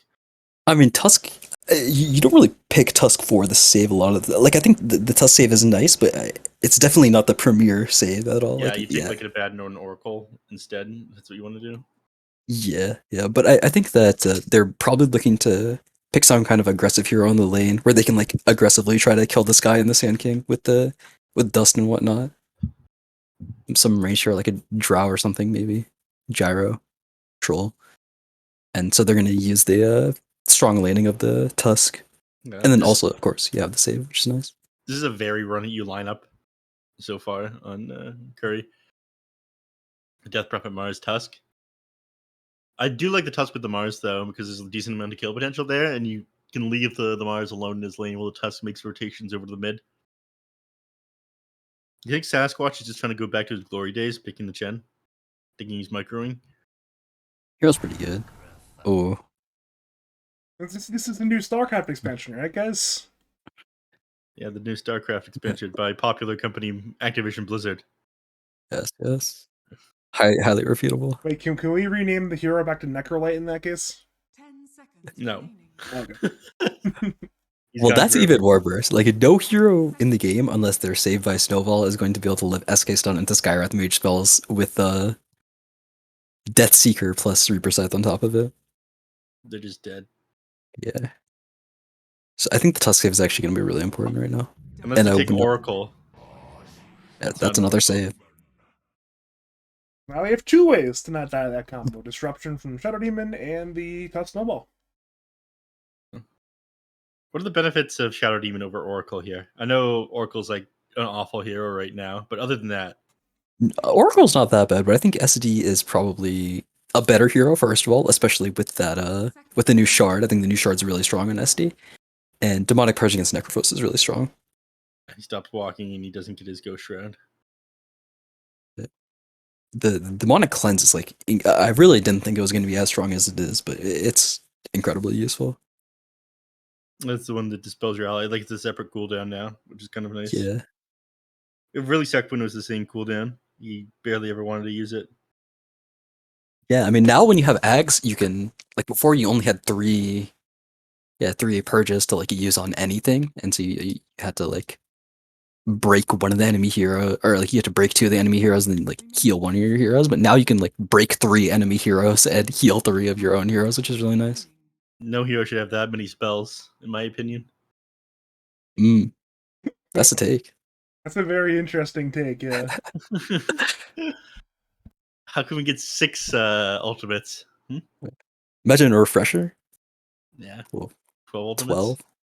So many. And do you just like Rubik and Invoker then, Neph, in that case? No, Rubik's one of my favorite heroes. That's a hero with a lot of spells, though. If you think about it, he has all the spells, except for the enemy ultimates. What? Rubik can use ultimates?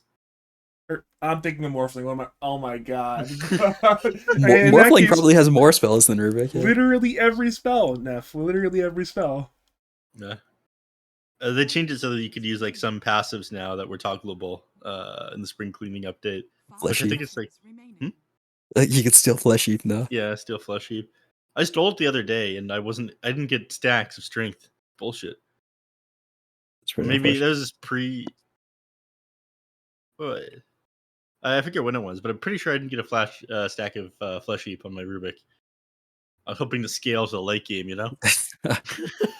Yeah, it probably. I wouldn't be surprised if the strength had disappeared. And After you If lost it's- it, Yeah, after you lost that ability. yeah, it's Someone's retro. messaging me for a scrim right now, and so I didn't respond to them. They said, "Hi, scrim tomorrow 5 p.m." and then I didn't respond. And so like 30 minutes later, right now, they just they just type "please" all lowercase letters. 30 seconds That's remaining. desperate. That's a desperate cry for a scrim. Don't call me out like that on the broadcast article. There was a confidential DM. Oh, Wait. that's Carrie Jakiro. I was gonna say one of those three heroes has to be Carrie. You think it's Carrie Jakiro? Okay.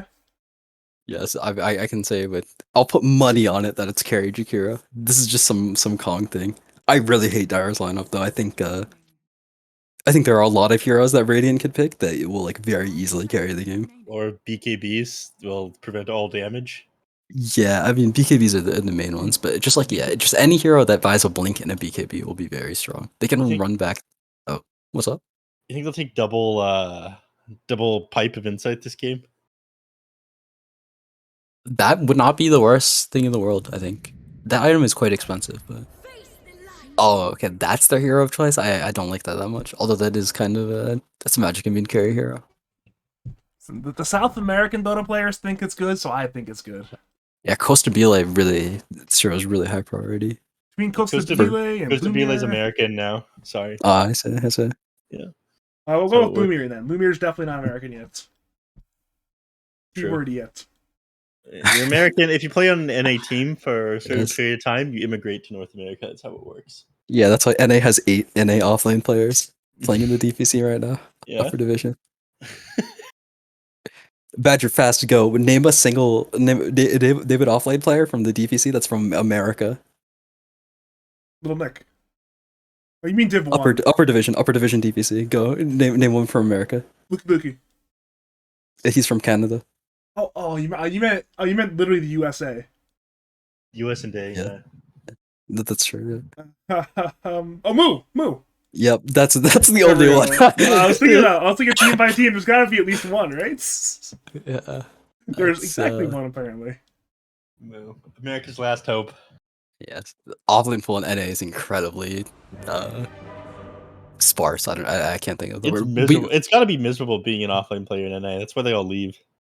There's literally 6 European offlaners, and then Luki and Moo. That's crazy. Oh, that's painful. No, we need to bring back Brax Dota. Bring back Jay.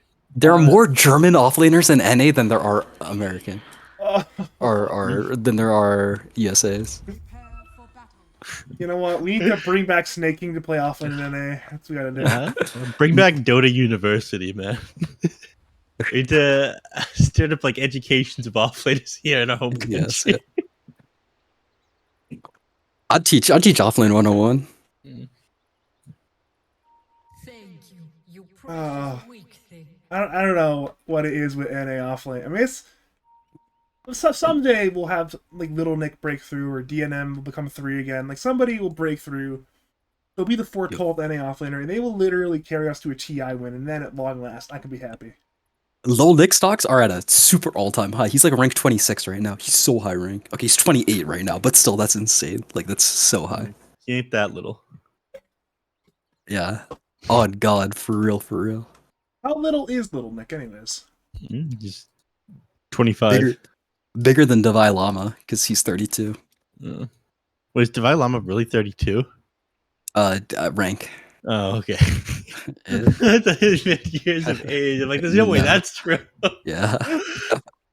I've seen that man before. He does not look 32. If he's 32, I don't want to. Oh, man. I have not aged well if he's 32.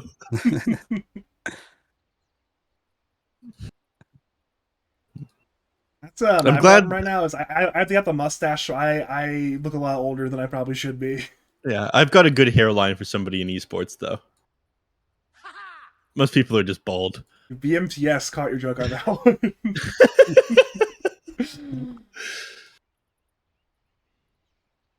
My hairline's not even that good. I'm just like not bald, so I'll take it. I want to tell BMTS the Twitch chat thinks he's goated, but I'm breaking my own league's rules. I probably shouldn't be doing that. I ultrated at the start of the last game. You're Two logical, lines of Dota. text. It's literally Yeah. like I'd be breaking the rules that I set. It'd be a little bit hypocritical, no? Yeah. I almost all chatted when I saw that arrow come out. but I held back. During the middle of the game, I think it's a little. Yeah. I mean, I don't really think casters are gonna convey information because I think we're smart enough to think about it. But Yeah. You'd think so. it's sussy. I've definitely once in a while I'll drop like a line and I'll chat or something like that. I did one yesterday. Someone said an FDC or something like that, and I wrote no, I didn't. This other Neph was playing. I remember that. That was It was mild. That was 3 days ago, but it was a good joke. that was a slight smirk, you know. I was laughing. I was laughing. It is carriage Kira, by the way. I'm not sure if you brought this up, but You mentioned this was a specialty. yes, this is a Alright. iconic hero. All right. Well, what's the build here on the carry Jakiro? He buys Witchblade, Boots of Travel, Ags, I think. I'm not sure why he has to be a carry hero for it, but I guess it's just because Kong likes the hero and he plays carry. Speaking of, though, if you are just joining us, welcome to game number 2 of some League of Legends playoff action. It is Orcurry, who lost game 1 in the Radiant, taking on Metaverse Esports, sporting the carry Jakiro, who won game 1 in the Dire. My name is Badger, I'm joined by Logical, I'm joined by Neph, and hopefully my voice comes back by the mid-game. You lost your voice already. You need to not be casting so much, my friend. I think I went I with think the Barry's gonna arrow. lose this game too, so It was the arrow, man. That arrow at the Radiant Tri-Camp, that's what did it. It was completely fine, and I freaked out about the arrow, and then... I'm sure it sounds fine, but it feels wrong. Yeah, you need to drink some tea with like honey or something like that. I think that's the strategy. Moxie always tells me to do that, but I don't listen because I'm dumb. This is established, but I appreciate having some more corroborating evidence. Thank you, Neph. No problem. Okay, let's talk these lane matchups. Mid lane, Death Prophet is not nearly as strong here as is in the off lane, in my opinion. You don't have a ton of room to run people down with Spirit Siphon, unfortunately, which is a part of it. But you are able to just like spam out Crypt Swarm. I don't know how the Necropose Death Prophet lane goes because I haven't seen enough of it. Top lane, Yeah, it will be First Blood, the disruption into the Spear, into the tag team. Kong is juking in the trees, but it will require some big jukes to not die, and, well, he's now trapped in said trees. Good blocking there by Noah on the Mars, but ultimately, important First Blood. I'm sure Jakiro's one of those carries that you need to be ahead on, and, well, a good way to not be ahead is get First Blood. Yeah, definitely. Like one of the benefits of having this as your carry hero is that you're really strong in lane. Nice try hard play by Brightside there, staying for the first wave as the 5 hero. This is pretty common motif. Position 5 players, but overall still a good play.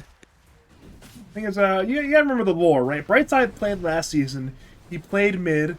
People were memeing about Brightside. Now, one season later, he's probably the most tryhard player in Lance. He's playing his actual role he's owning. Do you guys see why Sasquatch LMFAO? I wasn't paying attention. No, I was watching bottom. Yeah, I'm not sure. I was also watching bottom. It's unfortunate. I saw that he tag team was on cooldown. That's all. Wait, I he saw. just dies in the Dawnbreaker bottom lane. You made me look away from bottom. But yeah, I'm blaming Sasquatch on that one.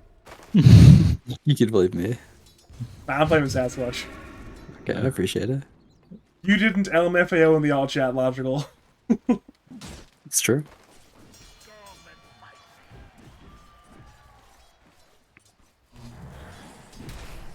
Jakku is fairly low in the bottom lane, but I believe he does not die here.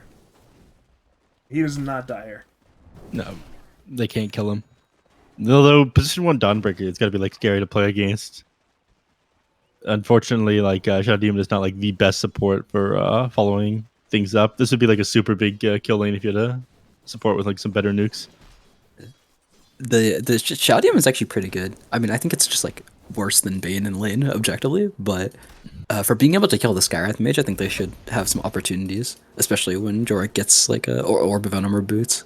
Mm-hmm. Just being able to disruption him on the side into Dawnbreaker spells is a ton of damage for this guy. Yeah, he's just got a Soul Ring queued up though, so Brace there, Soul Ring. He's not going to go for Over Corrosion, I think, if he goes with these items. Too many inventory slots. Well, I don't agree with it, but I mean, you can still probably kill this guy because this guy's really easy to kill. You don't agree with the statement or his item build? Oh, his item build. Okay. Yeah, I think your statement was correct because you're saying what was happening on the screen. We are seeing bottom lane a bit of a 2v2 brawl. BMTS is low. Should die to that third stack of poison. Not even needed. 2 stacks of poison, good enough.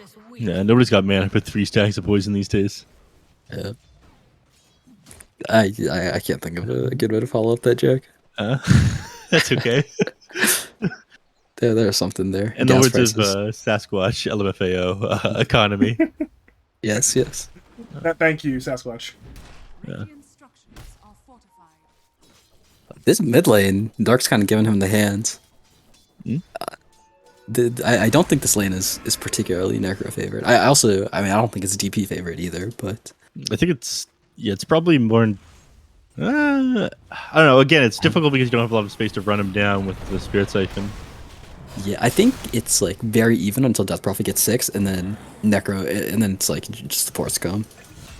Well, it's looking bottom lane for an instant kill in Jakku, but instead it's top lane Sasquatch going down. Instead, bottom lane, it's 4 stacks of poison on the Sand King, but it's Brightside who drops first. So 1-for-1 trade. Jakku did not tick down to the poison, so it will just be both 5 supports going down. Yeah, I want to turn back to the mid lane as long as Jakku doesn't die up here. Jakku, what do you do? Jakku, get out of the fire! Okay. He's scared. I mean, Jakku's been scaring me for the last minute or so, but this time he once again escapes death. Yeah, Jakku, he plays fast and loose. He doesn't follow the rules. Speaking about following the incredibly rules, accurate. it is Ice Shards, top lane. Sasquatch is in danger, but Jakuro wants some vengeance. Again, will die, but it will be in exchange for the opposing side support, the Tusk. This is a wild game. Wow, this is some very wild heroes right now. Yeah, I like forgot that they have this, but they have they have a ton of attack speed slow from Jakiro against this Tusk lane. Pretty nice counter to the tag team. It saved Sasquatch for like quite a while there, but it still ends up going down. You actually prefer that though, if your position 5 dies before you get the kill. Yeah, you're right. I didn't think about that. I would make like here's like Phoenix pretty good counter to like Tusk inside the lane and being able to drop fire spirits whenever a tag team comes out. Yeah, definitely. I mean, We you want don't really Dark see that mid much. lane. He has Scythe. He'll turn on the snowball. Disrupted the cast animation. God, Dota has been popping off this entire series.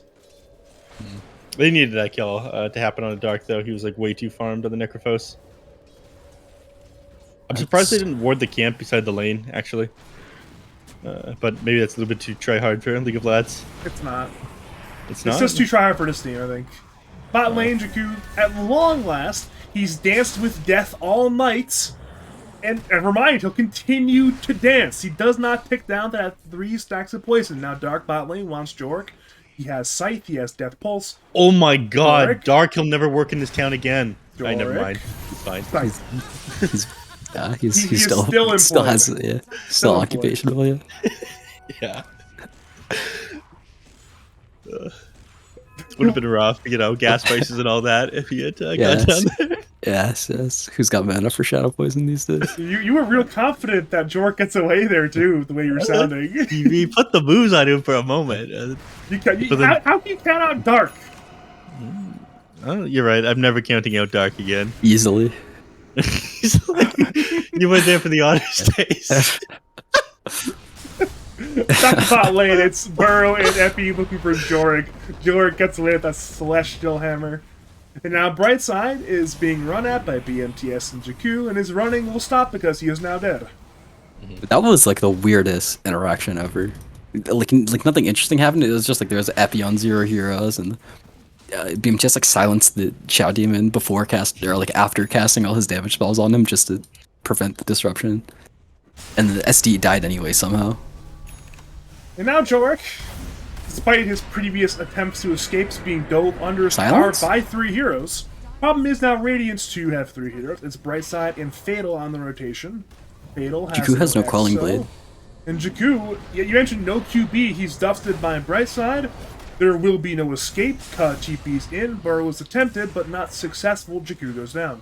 Radiant's middle tower is under attack. The Burrow was successful, but the escape was not. Yeah, you don't really mind too much if you're Dire. It's a little unfortunate for Jakku's game, but they brought so many heroes there, and the Death Prophet didn't really benefit from that kill at all. And they didn't really do anything with XOs. Like DP just TP'd bottom and then ran back mid. This is certified psychopath behavior, just popping Exo into the creep wave to try and push the tower.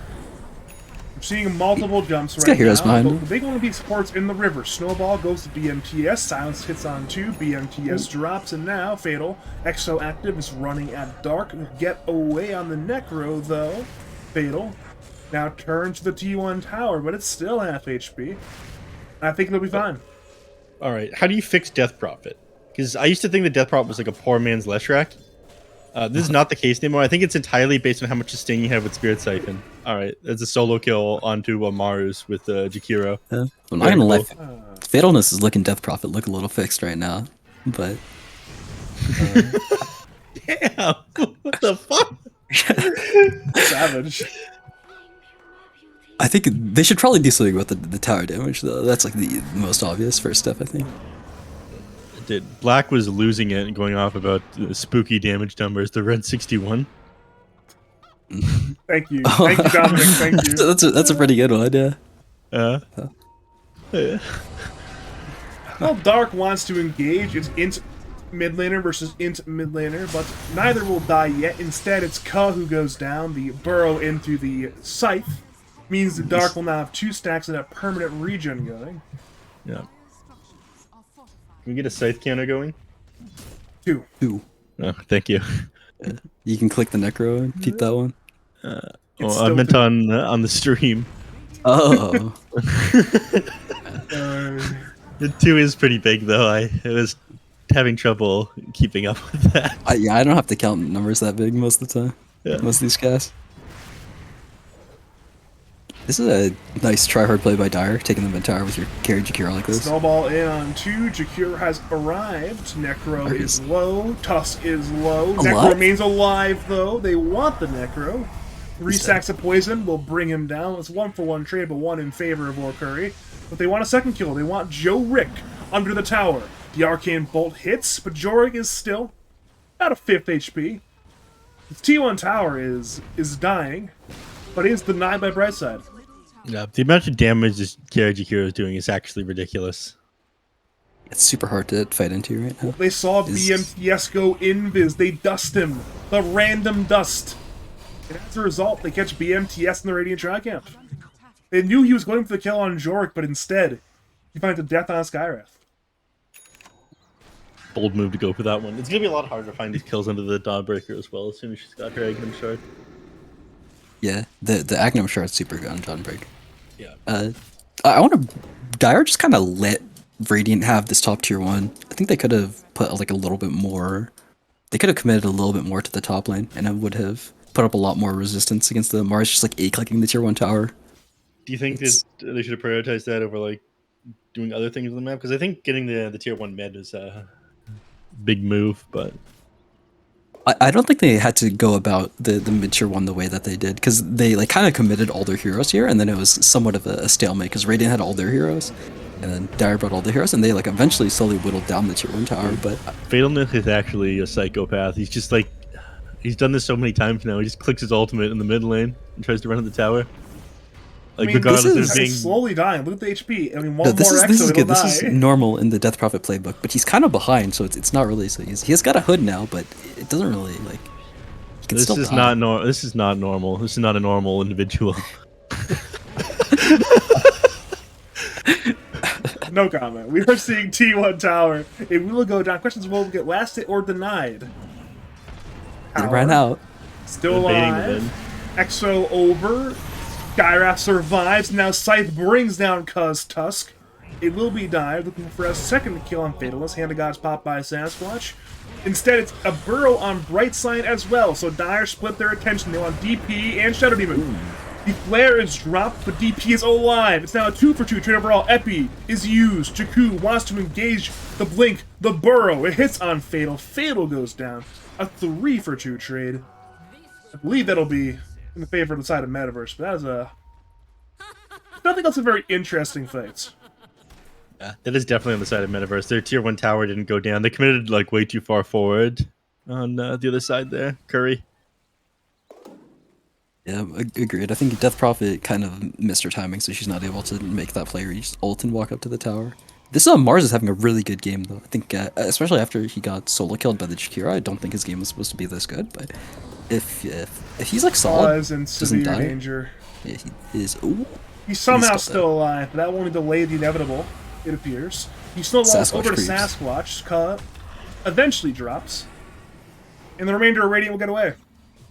Yeah. All right, I like what they're doing now on Dia. Just like in the enemy team space, they know that Curry has absolutely no way to fight into them.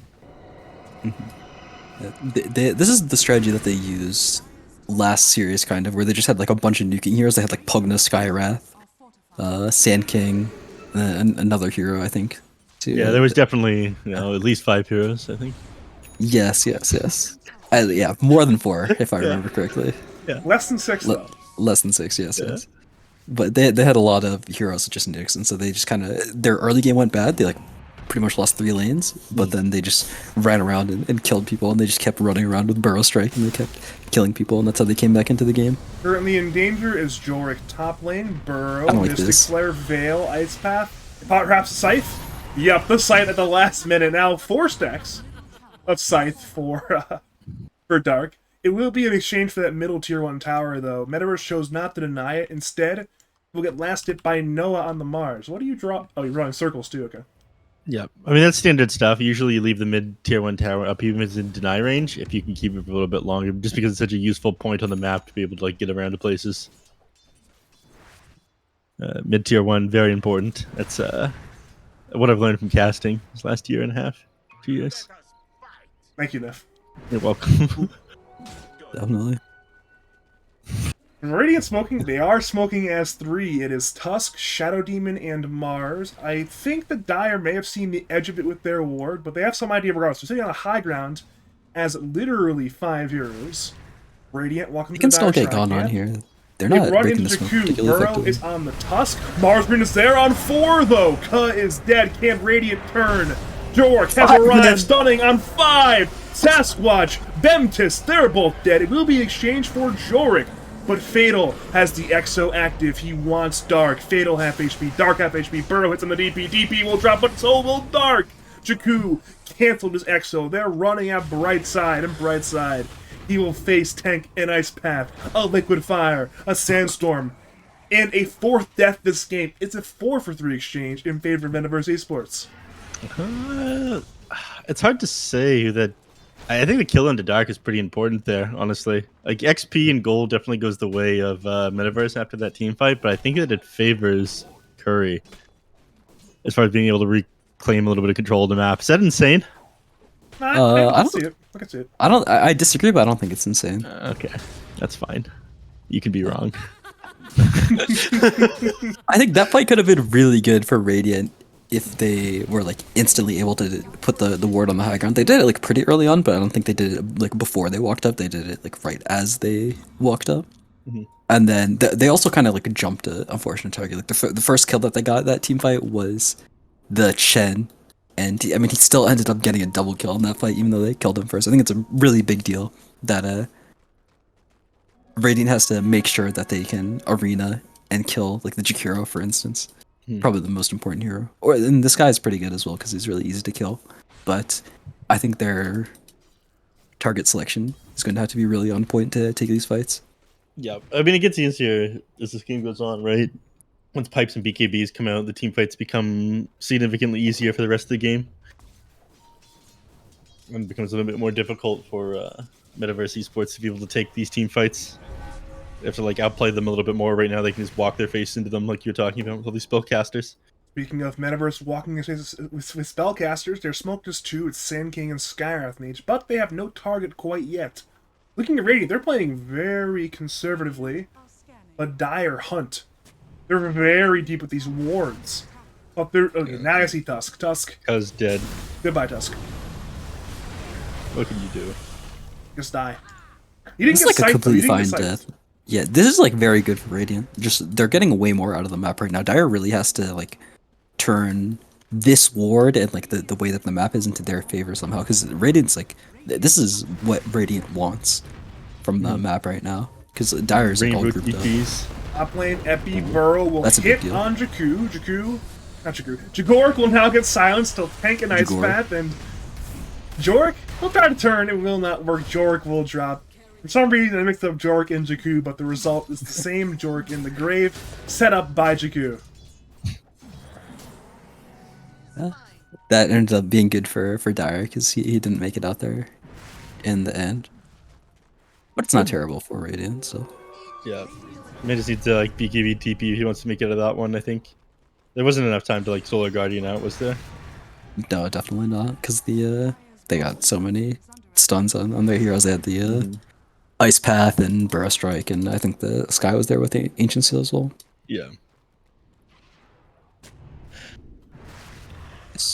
Fight. Oh, they're looking to take it right before the Dawnbreaker respawns. All So you the can just ult him. shards just on the outside. It actually knocked Sasquatch and Dark away. A bit unfortunate. You probably aren't trying to start team fights with shards, but I think the Mars kind of agrees with my analysis of their last team fight, where he has to be a little bit more patient with his arena, because arenaing the right heroes is really important in these team fights. He's got flying out to him right now. His Mithril Hammer. Fair enough. Still He needs is that not far from BKB. the BKB, yeah. It's actually like surprisingly farmed. I mean, he's had a very good game, but it's like minute 19, and he's 1k away from BKB with the hood and blink on top of it. Radiant's top tower is under attack. But Dire's structures I think there's very little that's going to stop Dyer from taking tier 2 in the top lane and the mid lane, though. Nothing will stop him from killing Mr. Brightside either. A bit overkill, if anything, but a kill is a kill. Radiant's Yeah. top tower has fallen. Yeah, Radiant just have to let them get this right now. Dyer's a lot stronger, pretty much, Yeah. when they're all together. This is actually a little bit scary right now if Dyer just commits for this top tier 3, because it's really obnoxious to fight against the Jakiro with Liquid Fire and the range talent and like Chen creeps. He's also, he's got the Grove Bow as well. Oh my god, look at that. They don't want to commit, which is actually probably correct. Yeah. Attack range, Grove Bow. Attack range talent in the Grove Bow is fucking ridiculous, man. It's so far away he's hitting the tower from. The magic resistance as well works against the tower, so you're able to eke out a little bit of extra liquid fire damage. Yeah. I don't think it should work on towers, but whatever. Yeah, I'm not sure really why it works like that. It's such a niche interaction because there's not that many spells that work on towers to begin with, and like affects liquid fire too well, in my opinion. But it's not like it's busted, so Yeah, maybe it's yeah, just something that they don't. Hugna, Yeah. Chen, because you can ice ball them. Oh Sorry, yeah. Sorry, ice fire bomb. Yeah. On the I've never seen that happen. I've never seen a Chen have he a got it. He combo. got the shaman. He's doing Yeah. it. Doing the Sasquatch. little interactions, you know? I mean, this is actually pretty nice to add to the arsenal of Dyer's siege. Dude, look at Sasquatch. Such a big brain on this guy. Yeah. Well, leave a burrow on Death Prophet Fatal. Pops the hood. He's trying to run away, but he's being run at by the entirety of Metaverse. The Yule sets up the Ice Path for Kong. Probably not what Fatal might have wanted there, but the result is the same. A death to Scythe. What is that? 6 stacks? 5 stacks down for Dark. As that happens, Jakku's Yules onto Noah's Mars. Liquid Fire will slow. Arena comes in on 2. Jorik wants to join on the inside of the arena as well, but the Dire are collapsing with everything. Epi is being popped. It's there, the Pearl on 2 as well. Jorik dead. Noah dead. Brightside dead. He's fighting the 1v5, and he knows he's dead. He even stops using abilities. He's accepted his fate. It's a full 5-man wipe, and now Metaverse, they are out of control right now. Yeah, and it's kind of bad. Sorry, what were you gonna say now? I have very little to say after the last team fight. I mean, the massive damage coming up from them. They don't have the BKBs done yet. They're not successfully dodging them out for long enough to build these BKBs. Even, I think, once they have them now, if you have like an overwhelming gold advantage in the side of Metaverse, you're not going to be able to put damage into people to finish them off before the BKBs expire, and then you just lose the team fight all the same. Yeah, you definitely you can't kill them during the BKB duration at all for Radiant right now. You need a ton of items. This is kind of why I wasn't super sold on the Dawnbreaker pick. They It's 'cause find even Fatal. Dawnbreaker has to Oh no, this is a massive kill to get this DP. And they certainly will. spare dead. That's yeah. I mean, Dire can just kind of keep doing this. Their game plan is very easy to execute. They just anytime a hero shows on the map, they can run after them. All their heroes can farm together. They got a ton of boots of travels, a ton of very mobile heroes. Under normal circumstances, I'd be professional. I'd be like, okay, what does the Radiant do to recover from this one? Logical, but holy shit, the Radiant is fucked. I mean, what? Okay, so that's BKB Mars, and then Dawnbreaker BKB is coming up, but Dawnbreaker BKB actually isn't even that strong. Like, it's good this game, and I think it's probably the correct item choice, but you already have Magic Immunity on the shard, so it feels a little bit bad to buy like this, and then it's like not the most damage, so you're a little bit light on damage as well. These Dire heroes are like surprisingly tanky. I mean, Necrophos, of course, pretty tanky hero. You got Sage, ton of healing, Essence Ring. The Jakiro, 2.2k HP. Most health in the game except for Dawnbreaker.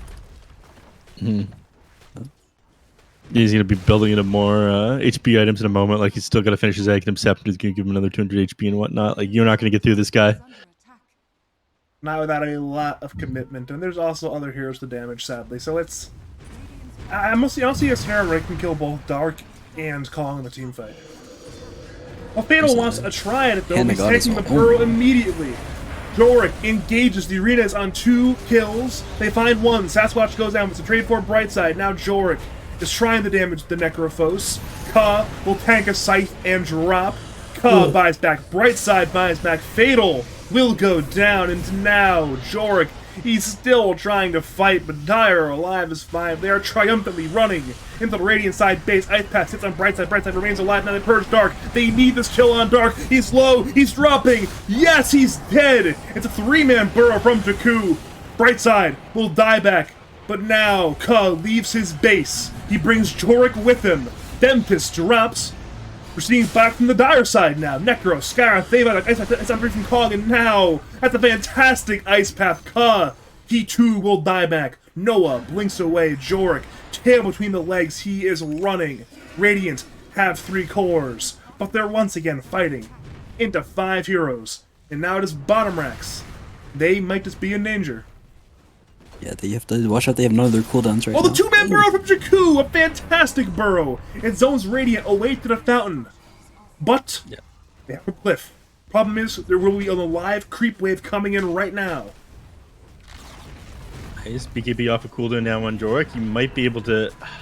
I mean, getting on any of these heroes is difficult. They all have Yule Scepter, so it's great at Mars stalling out these Arena. BKBs. Another Arena 2-man 3. burrow into a 2-man Mystic Flare. Jorik, he'll BKB, he'll fight. The arena hits on 2. It's Jakku and Dark. The former will die, the latter is still full HP. He's silenced. That's the Metaverse. They do not want to overplay their hand. They are running, they are fleeing, though Orcurry are chasing. And it looks like Metaverse will get away on their remaining 4 heroes.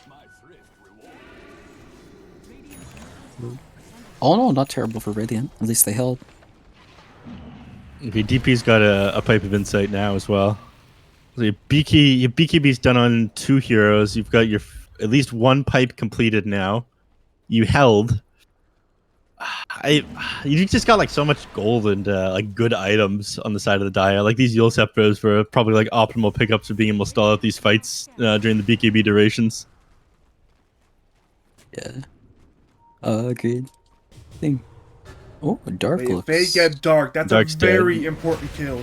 He has to go Shroud, but Radiant commit with all 5 heroes. They will get the big bad Necrophos. He is dead Dieback. for 95 seconds of the dieback.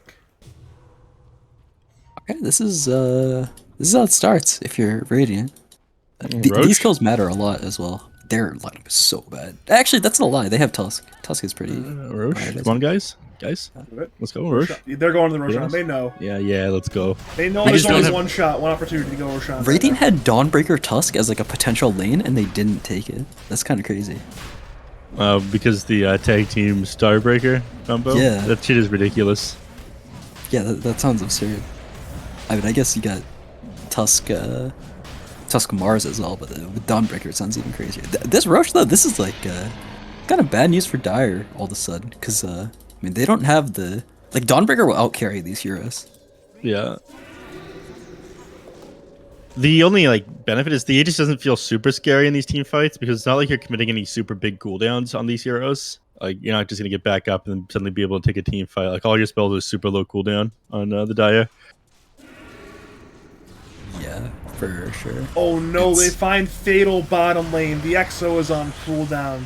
He has no BKB, and now he has no HP. He's dead for 79 seconds, and that is one fantastic win for Metaverse High once again. Yeah. All right. How do you stall this one out? Logical. For You, 70 seconds. This DP is important. The first time he went down before he like bought back in the previous fight, he actually didn't get off a single spirit siphon on anybody. He like you died don't need slowly this as well. Rex. Like you can let them have this Rex, but the only problem is that they're not Just go just gonna top. stop. Yeah, Yeah. exactly. They can just keep going because you don't have tier 2s. Yep. I've drawn the arrows, and they appear to be following them to some extent. Bot racks are dead. They Oh. actually don't commit. They have to lane the middle. issues. I mean, they could go in here as long as they can tank up the tower. And they have the chain creeps. Burrow is on Mars, but Noah has Hood and BKB. He is one tanky man. That still works. What You could still use both of them. Oh, fight. Wait, it is the arena on Necro and Jakiro. It's two Oh core my kills. They can God. get both. Dark is low, but he's still alive. Kong drops. Dark has no Aegis. He's on the run. Stormbreaker has Aegis. Instead, Jakku is being run at by 4. Jakku tanks a spear. He's stunned to the trees. Doric moves to Sand King. Jakku drops 2 core kills, and now they want more. Dark, the target. He's very tanky, but the snowball from Ka, the shards, the punch, and Dark is dead. All 3 cores have gone down. Sasquatch TP's away in time. But Or Curry, they are showing some key signs of life. Okay, this is what Logical was talking about at the start. He's a genius. Like this draft, awful. Radiant, too good. You know, that's just how it is. I mean, this lineup, if it's like a professional team, I mean, Dire are Whoa. not like yeah, Dire. Half of them don't even play Dota. God, Okay, Solo they show up dies on. to Bemtis, Big though. hits. It might be a Shane for Skyrath Mage. TP away, is it Ooh, enough? never mind. No, BMT is a It professional. is. He's making me even words. But I like Dire are not like that. That was not like. But like closing out this game does actually take quite a bit of finesse, and it's like very very difficult to do that without throwing, especially when you don't Spear by have Noah. late game win condition.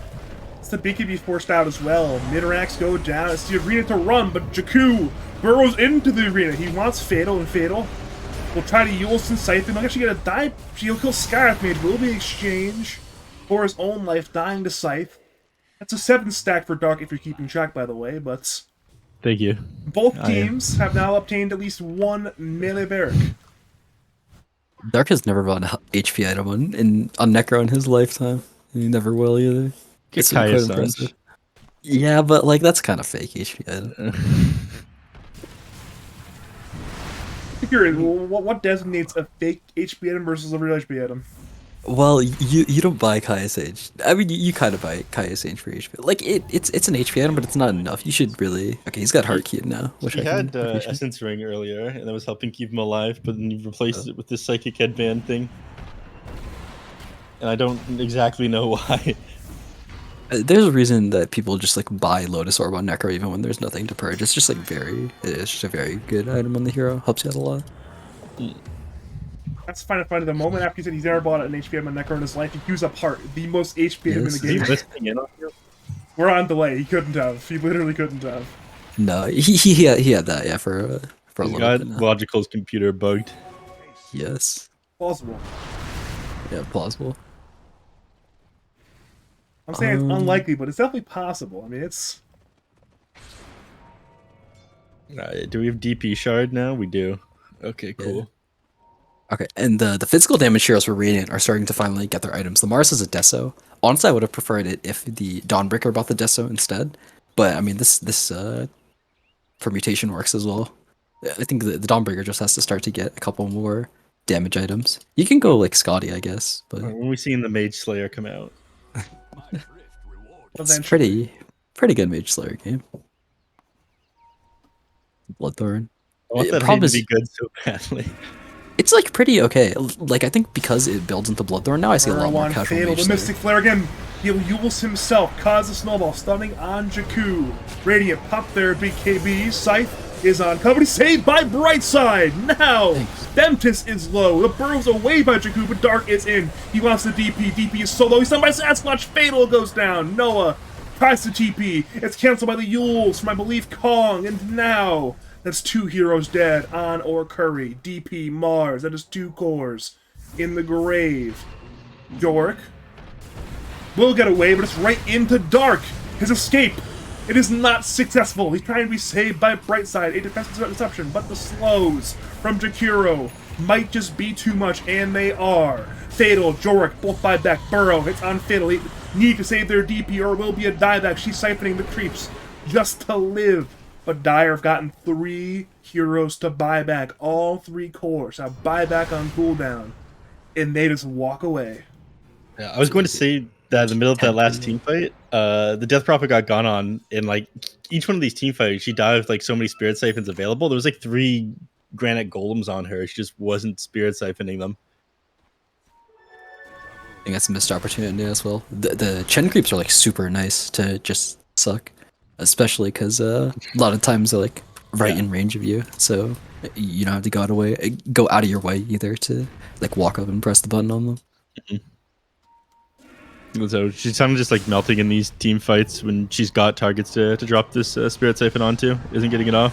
She's getting some super sick silences off in these Find fights. Fatal, but the arena's there on Kong and Ventus. Mystic Flare drop, but Jork with his BKB is turning, finding the Jakiro, finding the Skywrath Mage. They want a 3rd kill. Dark is one hard nut to crack though. Kyle blinks away. Jork is low. Scythe is up in 12, and Jork will try to stun, but no. The Death Seeker brings down Jork on the backlines. Fatal looks for Jakku. Jakku has a self-Yules and a Burrow with Aghanims far away, and now Fatal is on an island at his own tri-camp. Epi is popped to slow, but Fatal's another self-Yules, a spear from Noah. It might just say Fatal. Silence there on 3. Now Snowball kills Sand King. Will punch Dark in the air. Dark, for his part, will side, but no, save for Brightside! Now, the buybacks from Metaverse, they're trying to go. It's a dieback on Brightside. Fatal is low. Can he survive? No, he will not. That too will be a dieback, and now the defense. It is 2v5. Mars and Tusk, and I don't think that is a doable defense. No, this Necrophos, Dark gets to survive way too long. He's giving sustain for his entire team. He's doing so much damage in these team fights. It is absolutely insane. They need to be able to finish him off, but they just don't have the damage. You were talking about that, Logical. It's something you were concerned about. Like, even in these BKB durations, they can't finish these people up. They don't have enough like hard burst for anyone. Oh god, the all chats become a mess again. They were talking about that at the start of game 1. I cleared that one out on Dark's suggestion. Good suggestion, but alas, it's back and it's now. Radiant, they're refusing to call GG. Their defending is 3. The tier 4s are in severe danger. One of them is dead. Other one will drop as well. It's the arena from Noah on Jakiro and Sand King. Jakiro is low. Jakiro will drop. Mystic Flare is attempted, though it is not resulting in a kill. Now Ka will snowball, looking to stun on Dark, but Dark is very, very tanky. The throne is half HP. It's rapidly dropping. There are siege units and creeps and Sasquatch units on the throne. It's 1/10 HP and dropping again. Epi popped. Dark, low. Jorik, he's trying desperately, but the siege units are still hitting the throne. The throne is dead. And Metaverse will defeat Orcurry 2-0. Well played. This game was really chaotic again, even though they had that early lead, but managed to hold it together. Yeah, they ended up recovering. Well, they had a little bit of a recovery at the end, and then they ended up bringing it back. But they didn't have enough damage to finish off these heroes in these BKB durations. Like, they were waiting a pretty long time for the pipe and the BKBs to come out on these core heroes. But then once they did, you had Yule Scepters and everything completed on the heroes of Metaverse. So ended up making quick work of them. A Dark, impossible to kill, by the way. Too many stacks of the ultimate on Necrophos. 7-6. Yeah, you got 4 of them at like the very beginning, though. Yeah, he was at 5, and then it took him like a full minute to get this, or like not a full minute. It took him like a couple minutes to get the Yeah. 6th one, and Yeah. then he only got the 7th one like pretty much at the end of the game. Brightside played pretty well today. He did. Had some I good give it a- saves that game. Mm-hmm. Did not have the demonic cleanser that we talked about. I think that could have been good this game. I can understand why he like wants to like buy Glimmer and Lens, of course, but I think that the demonic cleanse might have been good to save your heroes from the Jakiro spells and the Skywrath sounds. I'm just gonna add Sasquatch to this group. I hope he picks up this call for an interview. We got him last time too. We did get him last time, and I want him again. I want to talk to Sasquatch again, but I'm not. He did not respond to my Steam message. I'm a little more pessimistic this time. We'll find out soon if he comes in. He has a Discord open. He's aware that he's being called. He's on Do Not Disturb. We're all on Do Not Disturb. He Yeah, has to so- decline the call. I think it timed out. Yeah. He's a busy man. He doesn't really have time for things like interviews and all that. Too important for that. He's only in the legal ads for the money. We get Dark Sasquatch added Dark instead. to it. He said, "You know what? I want to send Dark over. New interview target." Hello. Hello, Dark. Welcome to the interview. Congratulations, by the way. Oh, thanks, man. This game's great. Love everybody in it. Wait a minute. We also have Sasquatch. Hello, Sasquatch. Congratulations. Hello. Sasquatch, a pleasure to have you here. Dark, you as well, I suppose. Now, how are you two doing? Wonderful 2 games that you played. Impressive micro there, Sasquatch, former StarCraft 2 professional. How do you do it all on Chen? How do you do it? I don't know, man. It's just, Game's That's pretty alright. easy when you're playing against Fatalness. Whoa there. Dude, oh my god. Just, Go on. That's it, bro. I don't know. I think that's First you- Storm and buys BKB. Dark's talking first big step. shit for picking Quap against the 5K. That's all I'm saying. I did Dude, that to I'm him. practically 5K at this point, dude. I literally don't. I played 2 games in the last 3 months or something. Dark wanted like bat or something in that game. I don't remember. It was a bat. Sounds scared if you ask me.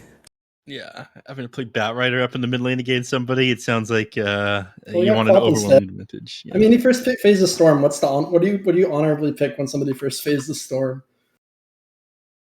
Ember? They Yeah. banned it. First band They ever. first phase banned it. Yeah, it did happen. Tiny. I don't know, man. Puck. We banned that. Oh yeah, Maybe. wait, Tiny, I mean, you guys. I didn't want to. Actually, I think Dark wanted Puck, but there was a Pugna in the game. I was just You guys just banned out strength heroes. They're good. Yeah, I think Jork likes playing Tiny and strength carries or something. So All right, let's really get into this. Dark, you had like 4 stacks of your ultimate at the beginning of the game. You barely got any towards the end. What the hell happened? You're popping off. So I have a shout at him, dude. I don't know. Just presses the Q button. Stops him from getting scythed. Not much you can do with that one. You didn't have your team backing you up or forcing the Q to come out so you could build up the stacks and have I infinite mean, scaling? I'm pretty sure that guy was morally against using his Q on anything but Reaper Scythe. Somebody would get like Blink, Sand King, Burrow, Skyrath combo, and he still wouldn't use his Q. I mean, Bright's the SD. Yeah. Yeah. I was surprised we didn't see an Oracle pick up instead of the Shadow Demon, but I guess Shadow Demon is like just super good against Necrophos, the Demonic Purge. That's what I logical. was kind of worried we picked the old Jakiro, and we're like, all right, they're gonna pick a scaling, and we're gonna be on a timer, and then they picked Dawnbreaker. So Yeah, we just that's exactly it turns out that we just like outscale them. So I don't know. We didn't have to do anything. I think Yeah, like, it was good. they were like winning towards the end. Were you guys concerned when they got that like late game Aegis and then you guys like lost a couple of fights in a row? I genuinely thought you guys were gonna lose that game at that They point. 'cause, started using SDW and blowing up our heroes like instantly. I was like, oh shit, they could actually kill us. It was kind of spicy, but then it was like, they still don't have that scaling carry. So like even if they win the fights, unless they're like taking racks and like getting objectives, we're not in that bad of a spot. One racks, but I don't know. I wasn't. My brain's just off. I just pick Necro and walking people. I just walking people. You didn't want Necro, but I think after you thought about it for like a minute, in the draft you were like, oh wait a second, that hero is pretty chill. You can just kind of go farm and Just need you brain become a off carry. hero. Brain Yeah, off so- hero. If they'd ward up your camps and whatnot over in the jungle, I think if you're playing against a Necrophos, you're just gonna like nuke out the mid wave, then go farm camps. And Yeah, against that's a pretty great. Chen, they should just be like warding up camps, but they weren't able to do that. They did that in game 1. They were like Yeah. 3 heroes mid, and my camp was warded. I don't know what the fuck is going on. Yeah, it didn't happen game 2 though. Yeah, it was weird. I guess they decided they couldn't kill Necro. I don't know, whatever. Strange. I mean, the death prop was weird, man. I don't. You ran all your creeps that are like constantly in these team fights, and I didn't see Fatalness like drop the spirit siphons onto her. He ended up dying a couple of times, like very slowly without getting spirit siphons off. It was I feel like you're happy if like Jen's setting like an ancient golem at you. You can just press your E on it. Yeah, I Yeah. don't think he ever did that actually. Now that you mention it, not until the I end was of just the game. sitting there tanking like the DPL. Like the Chen creeps are really good for tanking the DPL if he lets you. Yeah, but Maybe it also like I'll keeps the slice DP it. alive. Yeah, but thankfully you're not doing that, Mhm. and kind of just chain feeding around the map. Also, made our game Yo,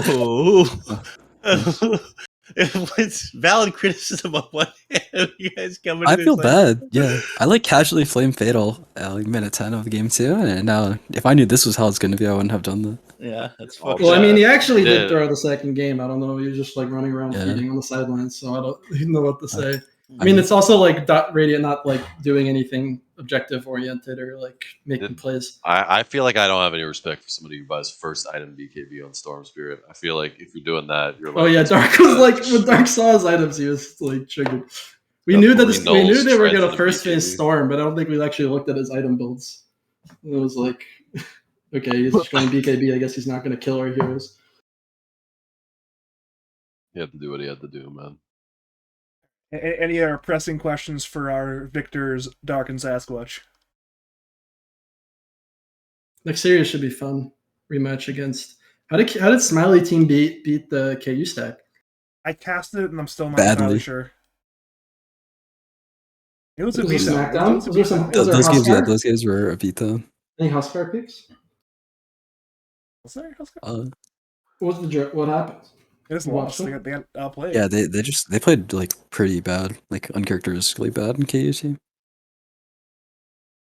I don't know, maybe they're washed. I saw them play mean- some lobby games against Karan's team. Lobby games. What the fuck? I don't know, they're like public scrims or something. I'm not sure what to call them. I'm excited.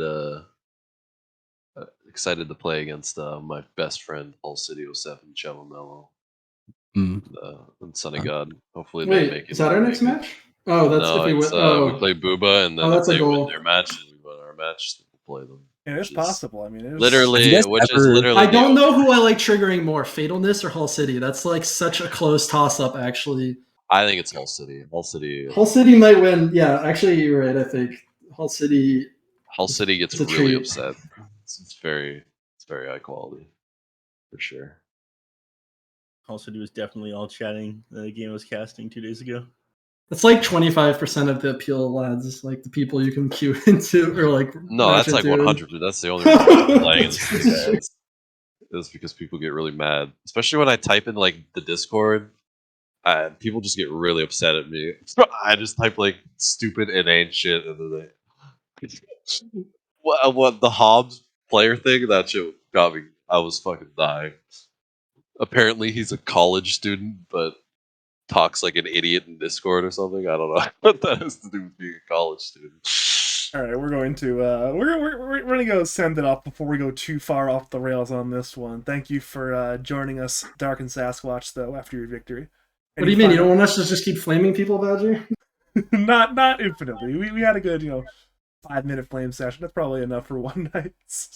But York guy. Fuck that guy. thank you, Dark and Sasquatch, for joining for an interview. Do you either of you two have any final words, call outs, shouts to say to the people, legal ads? I mean, obviously, we're having a good time. Most of the lads people are awesome, and we don't. I have a don't, question. We don't mess with the 90% of the community is wholesome and fun to play with. What up, Neph? What is the bottle being poured into this man's mouth? Is that barbecue sauce? On your... Sweet Baby Ray's. It says like SWIT, like SWIT, I think, when I zoomed in and tried to enhance. I actually got no idea where Dark got that from. It's from dude, Mark Zuckerberg. He loves his Sweet Baby Ray's. Oh, Have from you the ever seen that barbecue video. bro? Yeah, yeah. And he I got Jakku's fiance to draw it for us. Nice. All right, that's the Nice. last question I had. That's the most important thing. All right. Thank you. We'll move to Neph then. And I guess, do you have any other final words, call outs, and shouts to say to the people? Nah. I'm good. All right, no words. And then I guess we'll move to Logical then. Thank you for joining me, Logical. Do you have any final words, call outs, shouts to say to the people of League of Legends? Thank you, Badger. It's always a pleasure to cast these phenomenal League of Legends games. Make sure to follow me on all my different Twitters.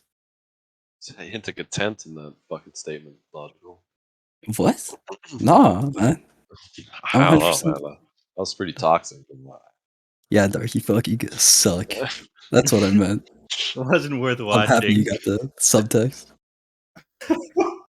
All right, then we'll move back to Neph one more time. Neph, any more words to say to the people, or are you good for the night?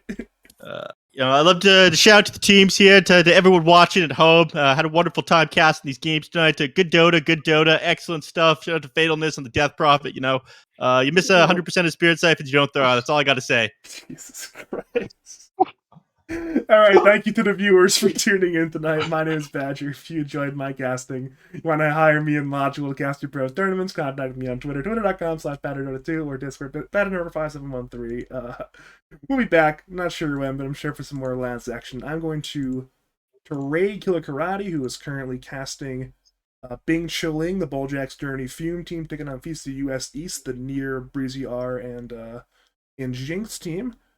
Pretty good match there. I'm gonna raid that with the remaining viewers. But for now, thank you for watching, and as always, have a great night.